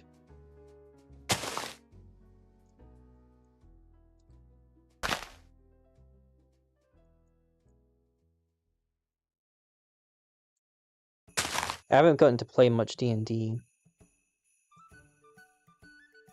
Yeah, we could like at some point do like a small campaign with us and then maybe us and Gray or something. But yeah, I don't know. They could be fun. I used to DM for my friends a bunch. Like, I wasn't a very good DM, but I was a DM. I mean, I wasn't very good in that. Like, I wasn't very like. I was a bit loose with the mechanics sometimes, just because there was a lot to keep track of, but I feel like we had fun. Like, I usually prioritized, like, trying to have a good experience with people at the table rather than, like, being mechanically accurate, per se. I mean, I think that's the point anyway, so... Yeah. I mean, it depends who you people ask. Just play it differently. Yeah, exactly. I mean, yeah, exactly. Different people play differently, and like, I think my preferred way of playing D&D usually involves a lot of like I don't like to disregard the mechanics, but I like to be able to like play. Okay, like let me give you an example. So like when I was doing the one campaign with the one DM who was like pretty intense, right? So I was picking my skills, and my one character was very based on like Indiana Jones, okay? And in particular, like there's a JoJo character that's based on Indiana Jones, and he has like vines that can come out of his hands, and he uses them like a whip. If that makes sense. And there's a vine whip spell in D&D, and I was like, oh, that's so cool! I can have it like that, like a JoJo's. I can like have like a vine whip, you know, and I can use it to like wrap around things, and, like grab them. And my DM was like, no, the rules say that you create a vine whip, it shoots out and hits something for this much damage, which says nothing about grabbing. So you cannot use it to grab things. I mean, I don't agree with that because it's like not every situation would be like a combat situation, right? Like I think you're allowed to use your abilities in a creative way if you can just roll for it. That was the main thing, is that like I like it when you're like allowed to extrapolate on things a little bit, but he was very much mechanically minded. He was like, if it doesn't say in the book for like the effect it has, then you can't do it. And that's part of why I was like that one. Yeah.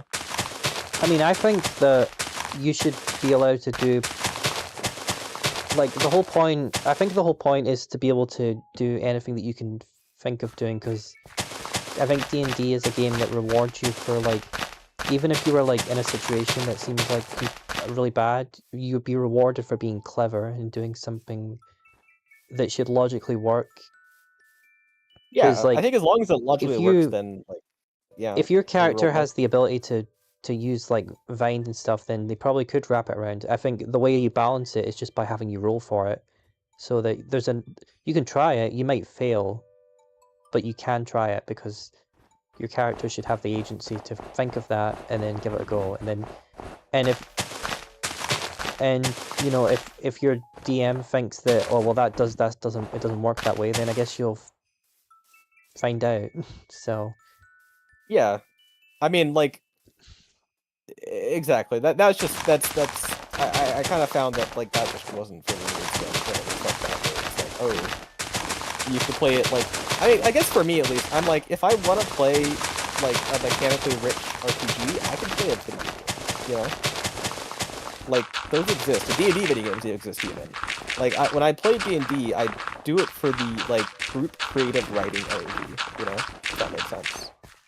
Like, it's kind of like group creative writing. Like, I mean, that's really what Baldur's Gate is for. Like, we could just play Baldur's Gate. The story's already written.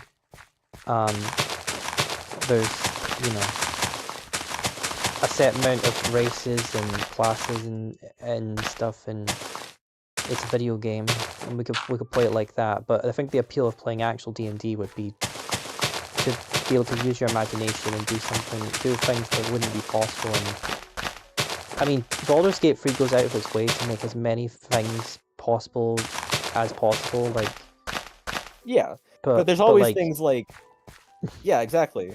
No, I think you're exactly right. Like, I mean, one of the things that I always like to say is that D&D is like a video game where the game engine is a person, you know, or like several people, and that allows you to do practically anything, you know. Your verbs are not limited. I can go up to a guard and try and take a bite out of him if I really wanted to, you know. Yeah. And like that kind of thing, and also, I mean, another cool thing about, at least in my opinion, about actual D&D is the improv aspects on both the DM's end and the player's end. Like, as a DM, I sometimes like it when players do something I didn't plan for, and I have to figure out what goes there, if that makes sense, on the fly. Yeah. Like, I think that's interesting. That like provides an aspect for like, you know, creativity and like expression and like, how does this, like, what would be here? You know, you're in a city, the characters walk into an alleyway you didn't plan out.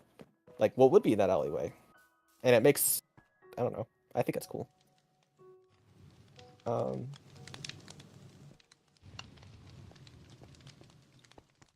yeah. Yeah, definitely.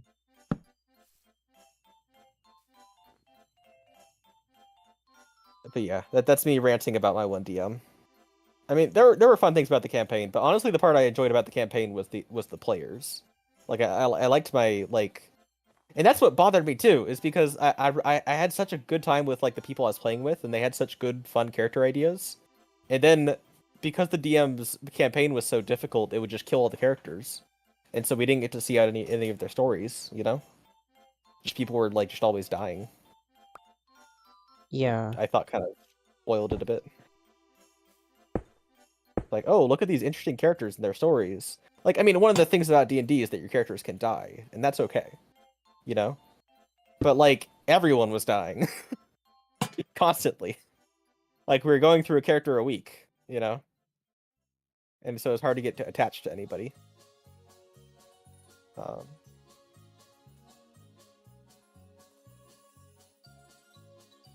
I mean, that was, like, that's part of the reason that I always say, like, I had a hard time getting into Attack on Titan. Is that, like, the characters are, like, dying. Like, everyone's dying, and I'm like, I want to have people I can get attached to, I guess, you know? I don't know. I assume there's stuff about that is more than that, but I don't know. Back when I tried watching it, like, forever ago, that was my issue with it. Yeah, I was never, I mean, the show's reputation is destroyed now after the way it ended, but even at the time, I was just not really interested in a show like that. Yeah. Did it? I don't know. I didn't know if it ended. I don't know anything about it really besides, like. Oh, basically, like the writers on it wanted to just move on to other projects, and they were sick of waiting for George R. R. Martin to finish the last book, which he still hasn't done, by the way, because this was years ago. When the show ended. Wait. Are we talking about the same thing? I think you're talking about Game of Thrones. Oh yeah, sorry. No, you're fine. You're fine. Right? Are you talking about Game of Thrones? Because George R. R. Martin didn't write Attack on Titan, did he? Oh no, not Attack on Titan. I guess I was just thinking of it because there was like a similar problem. Because yeah, the way I heard that the way Attack on Titan was also really disappointing. The main thing with Attack on Titan was that they kept like splitting it up. Like they basically said like that it was going to be like the last season, and then you got to the end of the season, and you're like, wow, this season's really not like. They still have a lot to do, and then it would be like tune in for season whatever, part 3, part 2, yeah. part 4, and then they did that like 3 times. Yeah. Also, just for me, like that I don't know. I always found the concept of Attack on Titan like way too scary. I'm a wimp. It's like, Yeah. oh, I don't like that. It's like, it freaks me out. I think it's also because the first show that I think of when you're talking about a show where everyone just dies, that was the whole thing, Game of Thrones, where people are like, oh, isn't it cool that everyone just like any character be killed off? And it'll be like, I mean, maybe at first, but at some point you just like, why would I bother getting invested in this? Yeah, no, I feel that too. That's like my issue with that is that like I want to get invested. I mean, there's like a thing where like a lot of shows will like kill off a character and then they don't kill off anyone else because they want to build the tension, but they don't like the thing is that like you know when the characters die, it's a big trade-off as an author, right? Yeah. You're giving away all that character's potential for its effect on the story and the shock value, you know? Which isn't always a bad thing. Like, it could be good, you know? There are character deaths, I think, that, like, really... there's one in a particular show I could think of that I'm not going to mention. But, like, it affects the entire cast in a really good way. Like, I think is, like, part of what makes the show so good. Is how that death, like, affects the entire... Like, it's... I think one thing is that if you have a character death, I feel like it should be felt throughout the rest of the show to an extent. Like it should never really go away. Because that's how grief is, I think. I don't know. Like it I can have get, you know. I have Go a ahead. really good example of that, but it's also like too much of a spoiler for a show. It's okay, yeah. But The one I pick it up is too much of a spoiler too. So.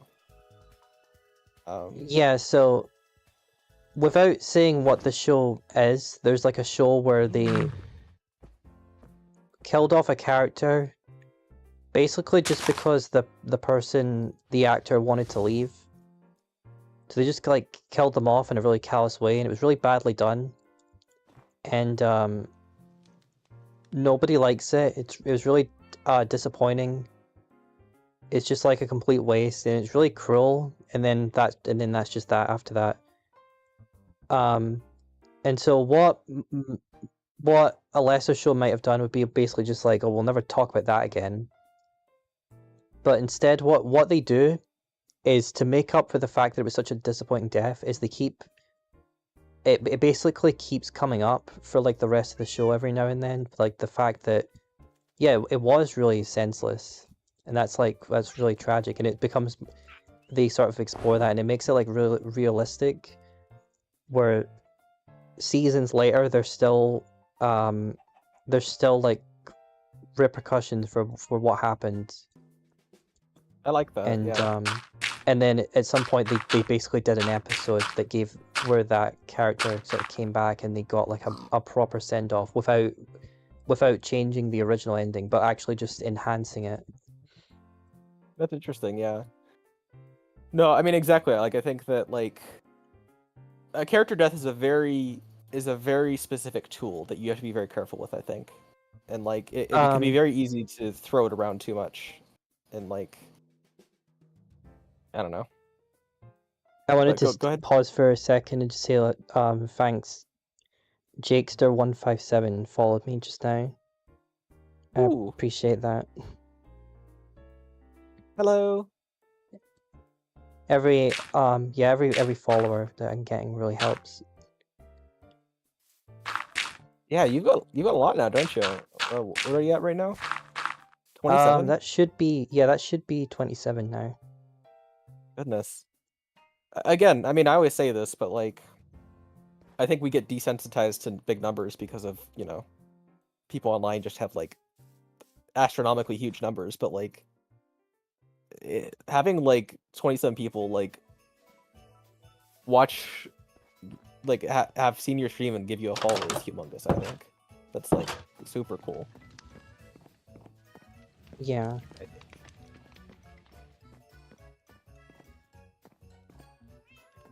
Oh, you can see the snowman from the window in the little tavern or whatever that I made. Oh, that's cool. I'll have to check that out.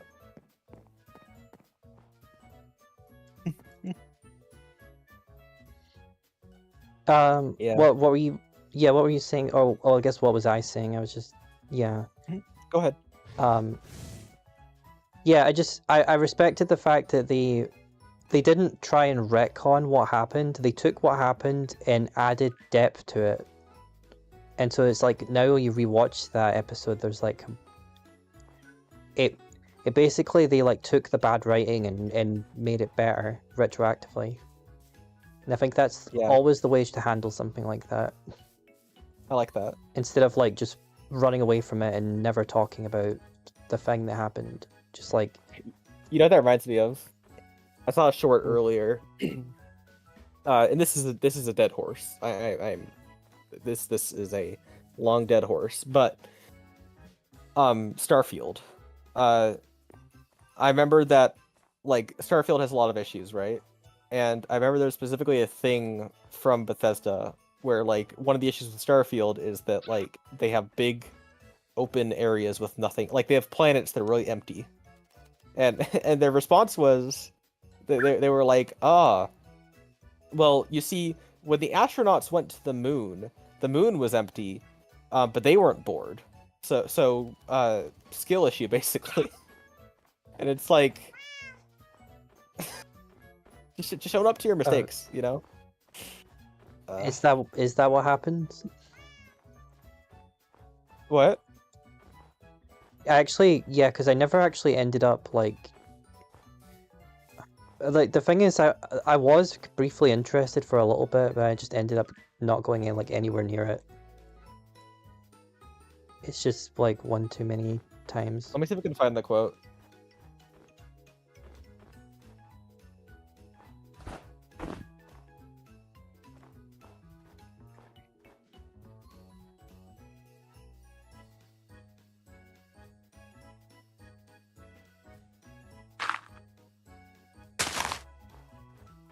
Alright, give me one moment while I find the quote.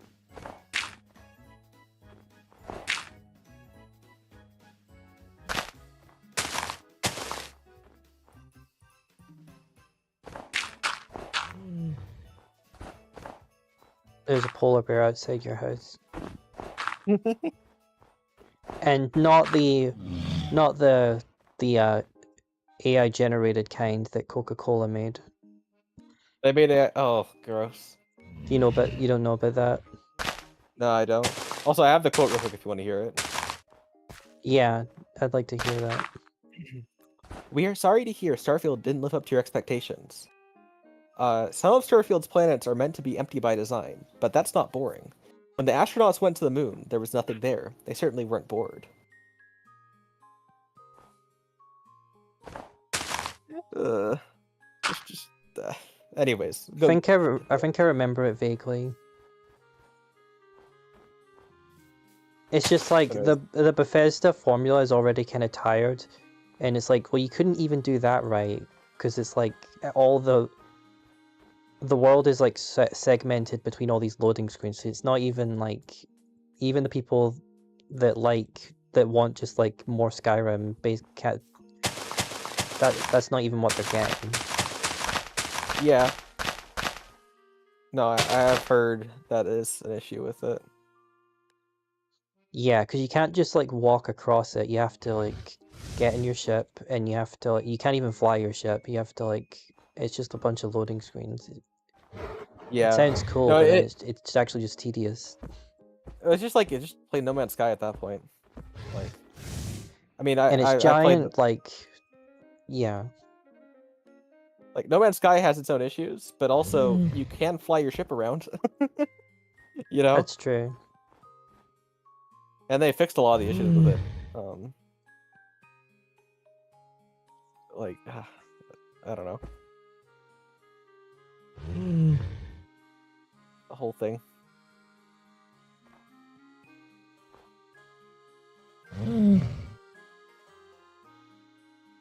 This kind of worked. I wanted to make like a giant crystal that the thing was like mining into. I think I made it a bit too small, but it's fine.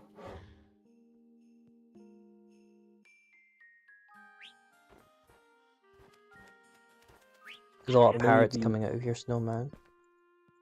Are there? Yeah. Parrot reservation.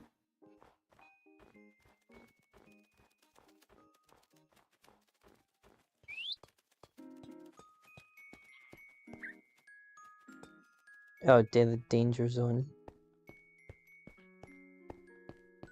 Yeah.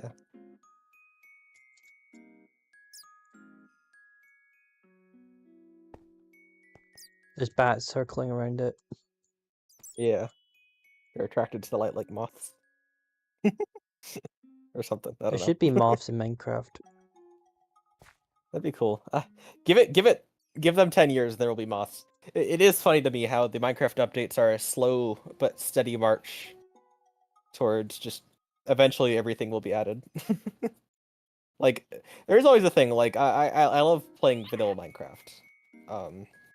I love playing without mods a lot of the time because like I like having to be creative with the like limited mechanics, right? At the same Yeah. time, what is vanilla? Like it's a lot. Everything that we're playing with right now would be considered like very modded a few years ago. Yeah, like Just I'm still interesting. discovering because I take like big breaks of playing Minecraft, so there's still blocks where I'm like, what is that? And it was probably added like 5 versions ago. Yeah. No, exactly. Same for me. Yeah, because Back in like older Minecraft, if you wanted to build something out that was made out of like steel, you would have to use iron, like iron blocks. Yeah. That was pretty much your only option.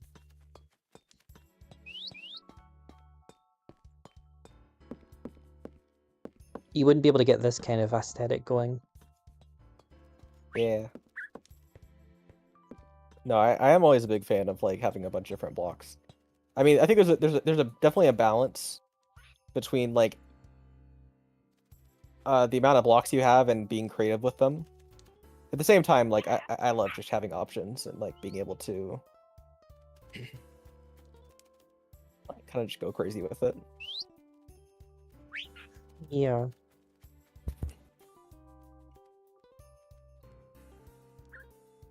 Looks like a control panel.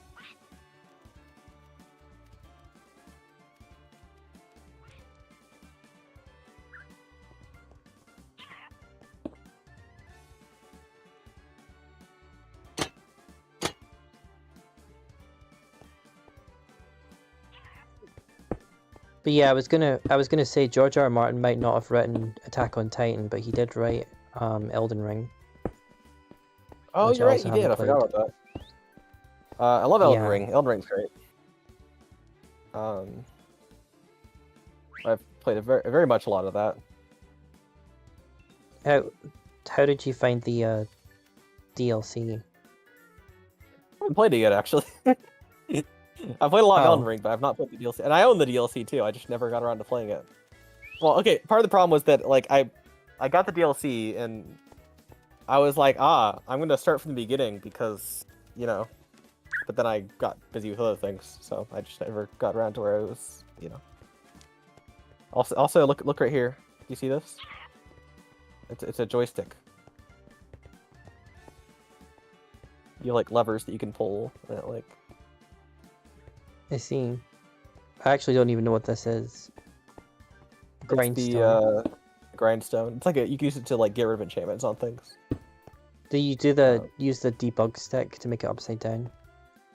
I mean, I just placed it upside down. I just like Oh. I placed up 2 blocks like this, and then you go. Yeah, I beneath mean, it, I hadn't and- heard of that debug stick until you showed it to me, so I don't know everything that it's capable of. I mean, basically, you can just change any block properties. So, I mean, you could make it go upside down with the. I mean, that's one of the properties. I can. Like this, see? Like it's doing cartwheels. Oh yeah, it looks like it's doing some exercise. Funny little robot. Yeah. It's like a whole animation cycle. Yeah.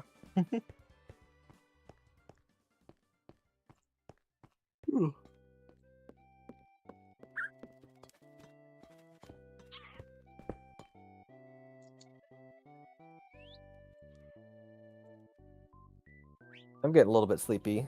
I don't know. I'm gonna go a bit longer, but I'm getting a bit sleepy. That's fair. Oh, not my axe. Oh, did your axe fall? Yeah, I got it back. I think it still works. It does. Well, I guess it might just be any wooden axe. Yeah, no. So the selection one is just any wooden axe. As long as you're in Okay. creative mode, you can use any axe. Yeah, because my stone shovel stopped working. I think you have to reset that, but the wooden axe always works. Yeah. But I mean, yeah, we can always stop if you would like to. I'm gonna go a tiny bit longer if you're up for it, but I'll wind down somewhat soon. That's fair. So I'm enjoying this a lot. Yeah, I've been enjoying it too. I'm not sure. I forget what we were even talking about. We talked about Starfield for a bit. Oh yeah, you mentioned AI generated Coca-Cola bears, which I'm not surprised. I'll be honest. Yeah, have you ever seen the famous like holidays are coming Coca-Cola ad with the Coca-Cola truck? Maybe. I forget. Well, it's like a famous commercial from the 90s. and basically they did like a remake of that, but it's completely 100% AI generated, and it's just Yeah. it's awful, and it has humans in it, so it's just like, you know, that weird way the AI does it, where it's just like shots of humans just kind of standing there because they can't. Yeah. That's basically Ugh. all it can do, I'm curious. making Okay, creepy sorry. faces. My curiosity is piqued, so I'm going to watch it in the background and probably be Yeah, horrified. I think it's been quite disliked, so a lot of people have made videos about how just dystopian it feels, and how Coca-Cola has ruined Christmas for everybody.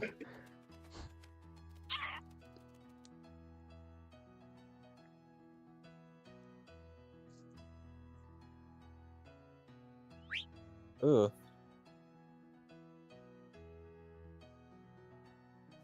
This is so uncanny. Yeah.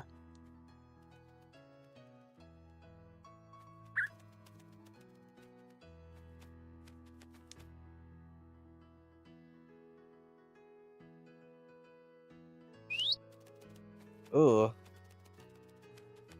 Yeah, it's not great. They somehow still have left the comments on. I'm surprised. Yeah.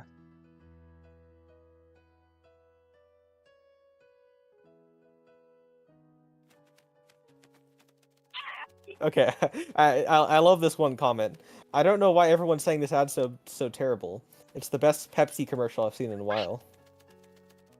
Yeah, everyone's been saying that Pepsi need to like jump on this as soon as possible, because Pepsi have Yeah. such an opportunity to make fun of Coca-Cola. Like, And I've heard like 2 ideas for that, I was basically. gonna say it writes itself, but go ahead.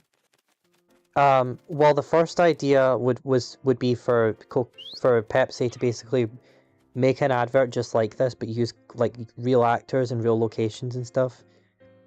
And the second one people said, which is not going to happen, but people were saying that they should just use clips of this commercial because at the moment, anything that's AI generated cannot be copyrighted. Yeah, you could totally just do that. Other I than was thinking like obviously like the logo and stuff. I was thinking that they could just have an ad where just Coca-Cola is very much like represented by a robot, and it's like very fake. Yeah. The thing is, I would love to see Pepsi do that, but the thing is, Pepsi are probably all in on AI as well. I mean, yeah, no, all the companies are because they're like, ooh, free labor.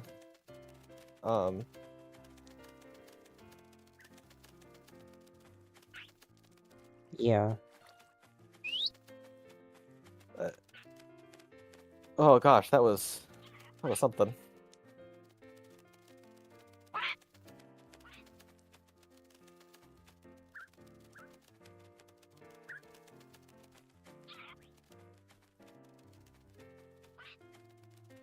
Okay.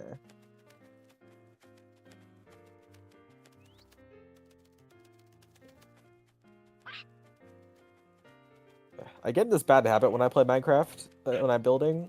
Maybe it's a bad. I don't know if it's a bad habit per se.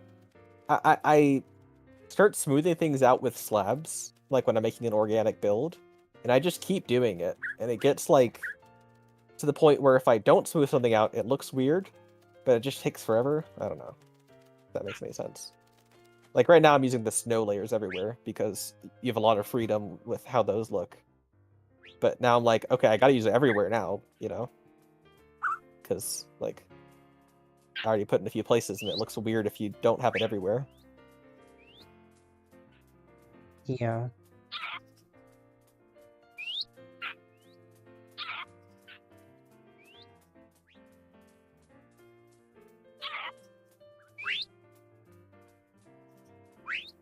Yeah. No, I think just building in Minecraft as a group is like really fun.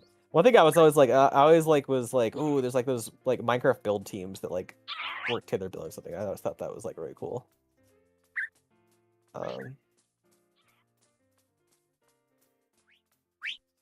Yeah.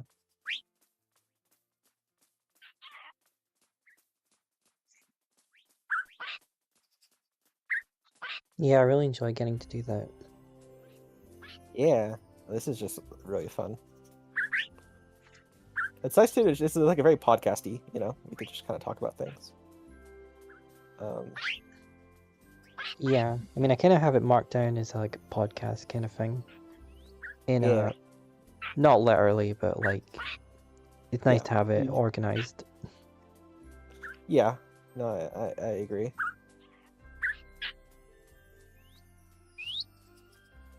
Okay, that's a pretty good room.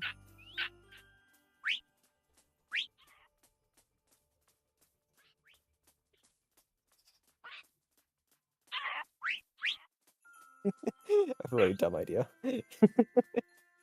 What's your idea? I'm gonna make like a. I'm gonna make something frozen in ice. What should be frozen in ice? The Declaration of Independence. Okay. That I can do.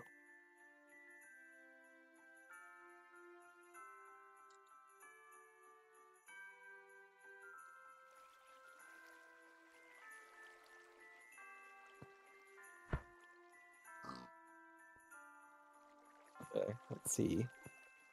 PDF. Let's see. Declaration of Independence.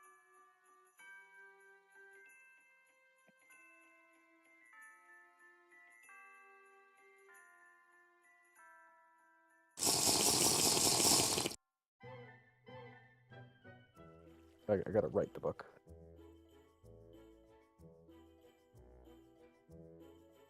Oh, can you not copy paste into Minecraft books? No. Oh well. I was gonna write Are the you Declaration actually of gonna copy Independence. and paste the contents? That was the plan, but less. I sure hope someone doesn't steal this.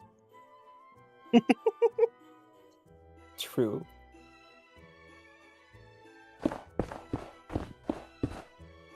The the one Gravity Falls episode was a big reference to that movie. Yeah.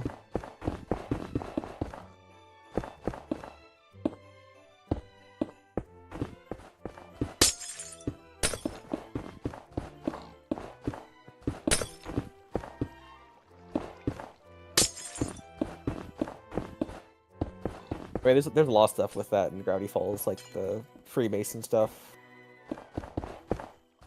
Yeah, I liked the Right. whole secret cult Yeah, that erases people's memories and stuff. yeah. What? Sorry, bad joke. Oh, right.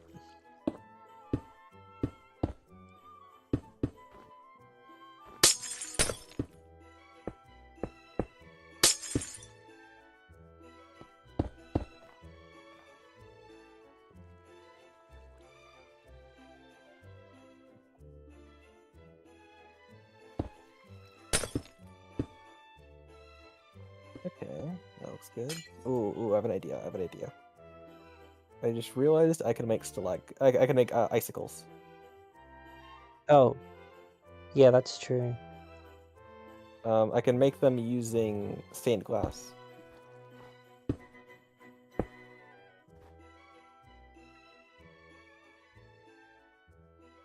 It would be great if you could take like those cracks, I don't know what they're called, like the dripstone, and just color them blue. That would be super cool. Do you agree? I think I was about to say crackstone, but that's Netflix Wednesday. Yeah. The one pioneer dude who has lasers. Yeah.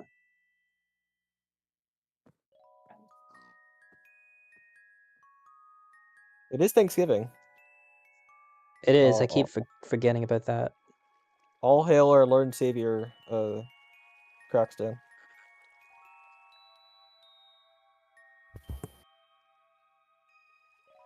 Is that why we're doing this? I guess so. I mean, I'm not even American. Yeah.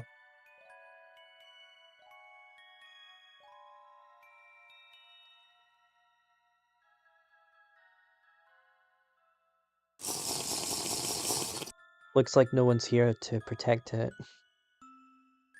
Oh no. Oh no, Marnie's stealing the Declaration of Independence. Yeah, what are you gonna do with it, Marnie? Marnie's run away with the Declaration of Independence. I can't believe it. Democracy is finished. I can't believe our entire government rested upon us having that piece of paper. Yeah. It's like in Gravity Falls when like Gideon invades. Yeah, you get the shack deed and then you just own it.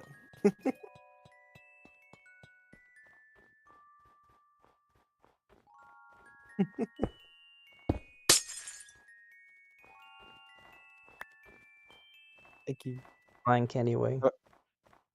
What? Maybe that's the.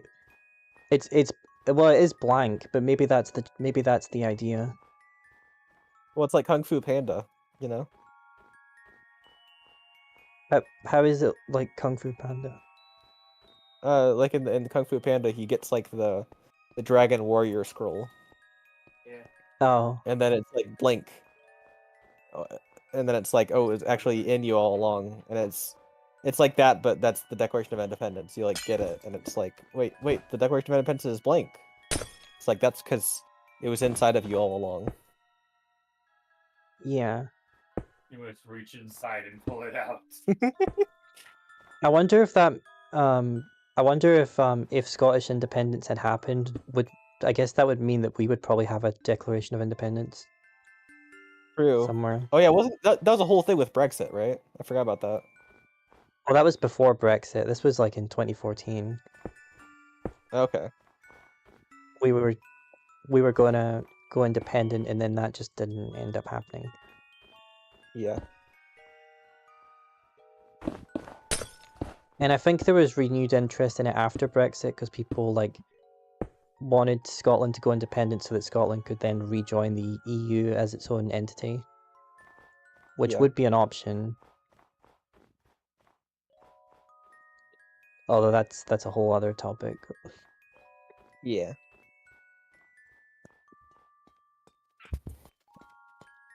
This place feels very cold. It would be, unless the Yeah. machines are very hot. I feel like this machine's really hot. Like I know the snow's melting as we come in here, so I guess it like as you get closer to the machine, it gets warmer. That's a fun detail. I should. Oh, I was thinking about what I want to put in this room. I want to make some like giant tanks. They're like full of like I don't know rocket fuel or something. And that's what's powering the thing.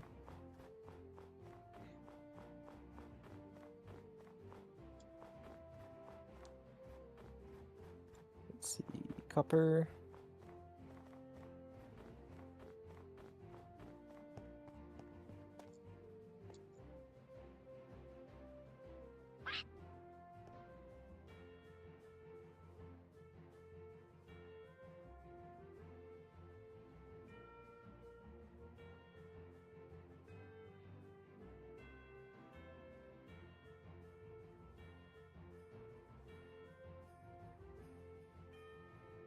Okay. That's good enough. Let me put some stairs on it.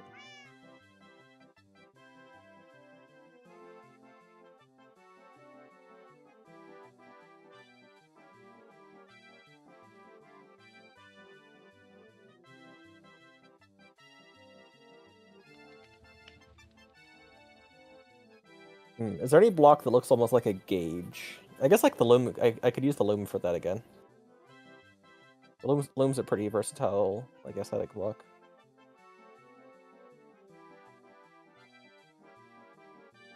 It looks like there's something in my tower now. Ooh, let me see. Yeah, I haven't looked at your thing for a while. Let me come take a look.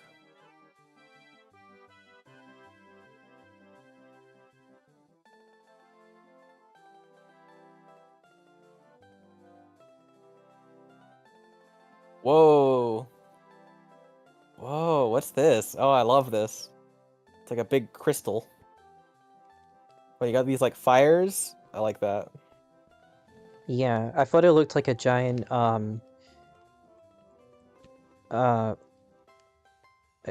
can you put? I don't think you can. You have to like command them in, but it looks like a giant Ender Dragon egg. Yeah, you're right.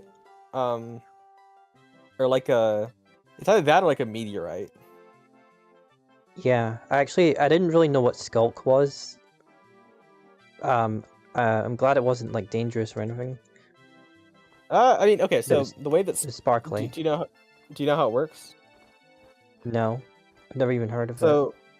So the way that Skulk works is that there's a dungeon that generates in the game called the Deep Dark City, and or I think the Ancient City, and there's these blocks called Skulk catalysts, and if anything dies, like if a monster dies near a Skulk catalyst, it like converts blocks around it into Skulk blocks, if that makes sense.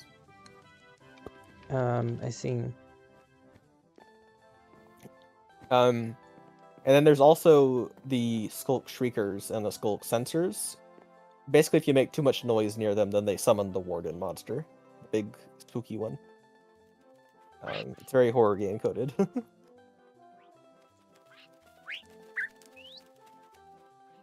Yeah. You do have a lot of parrots. Yeah. Maybe they're the ones running the lab. Maybe this is like Parrot Co. Maybe so.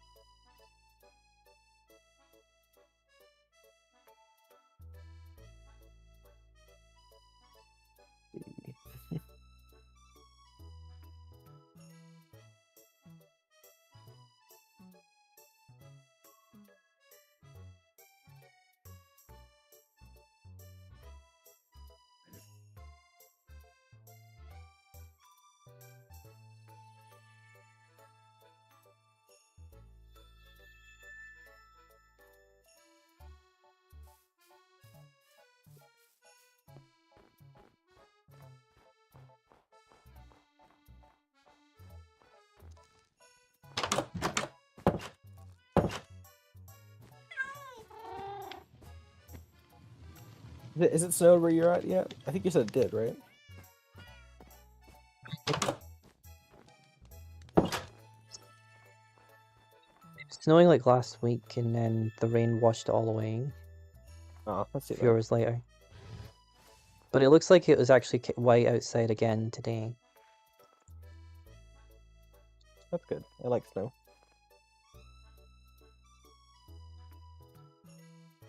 I like it when the snow is like fresh and puffy. That's the best kind of Yeah. snow.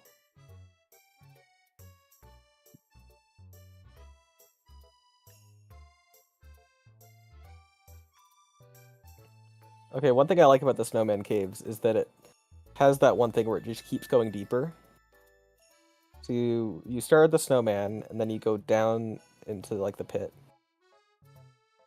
and then you like go through the caves, and then you find the lab, and then in the lab there's a larger room that goes down further, and then in that room there's a big hole that goes all the way down. I think it's cool. Yeah.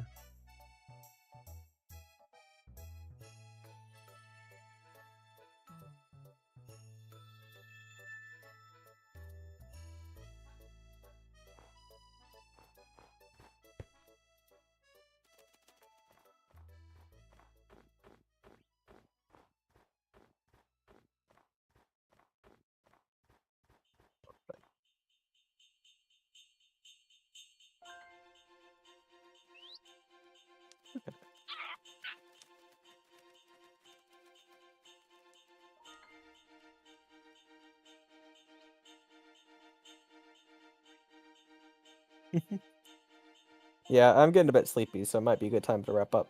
Looks like Abby's falling asleep too. Yeah, I was this thinking has that's a been, good idea. I this like has been this very thing. fun though. Yeah, I think it's like a tank that has like all the fuel inside. Yeah.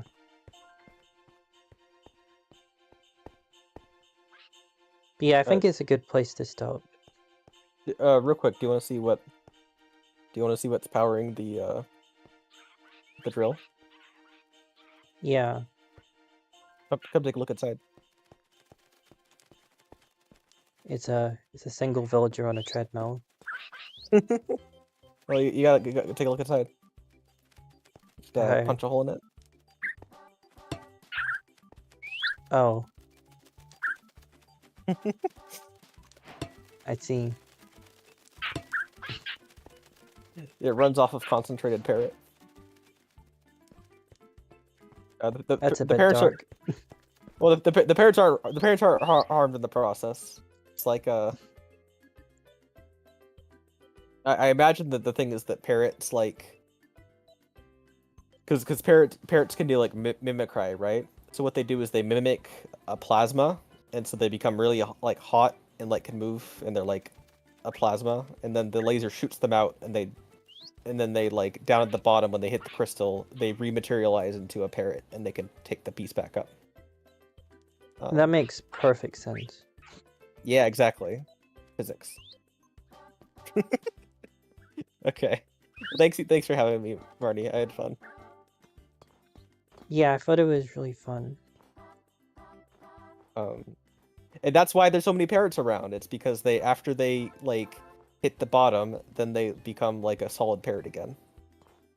Yeah, exactly. Okay. Well, I'll catch you next time, okay? Okay.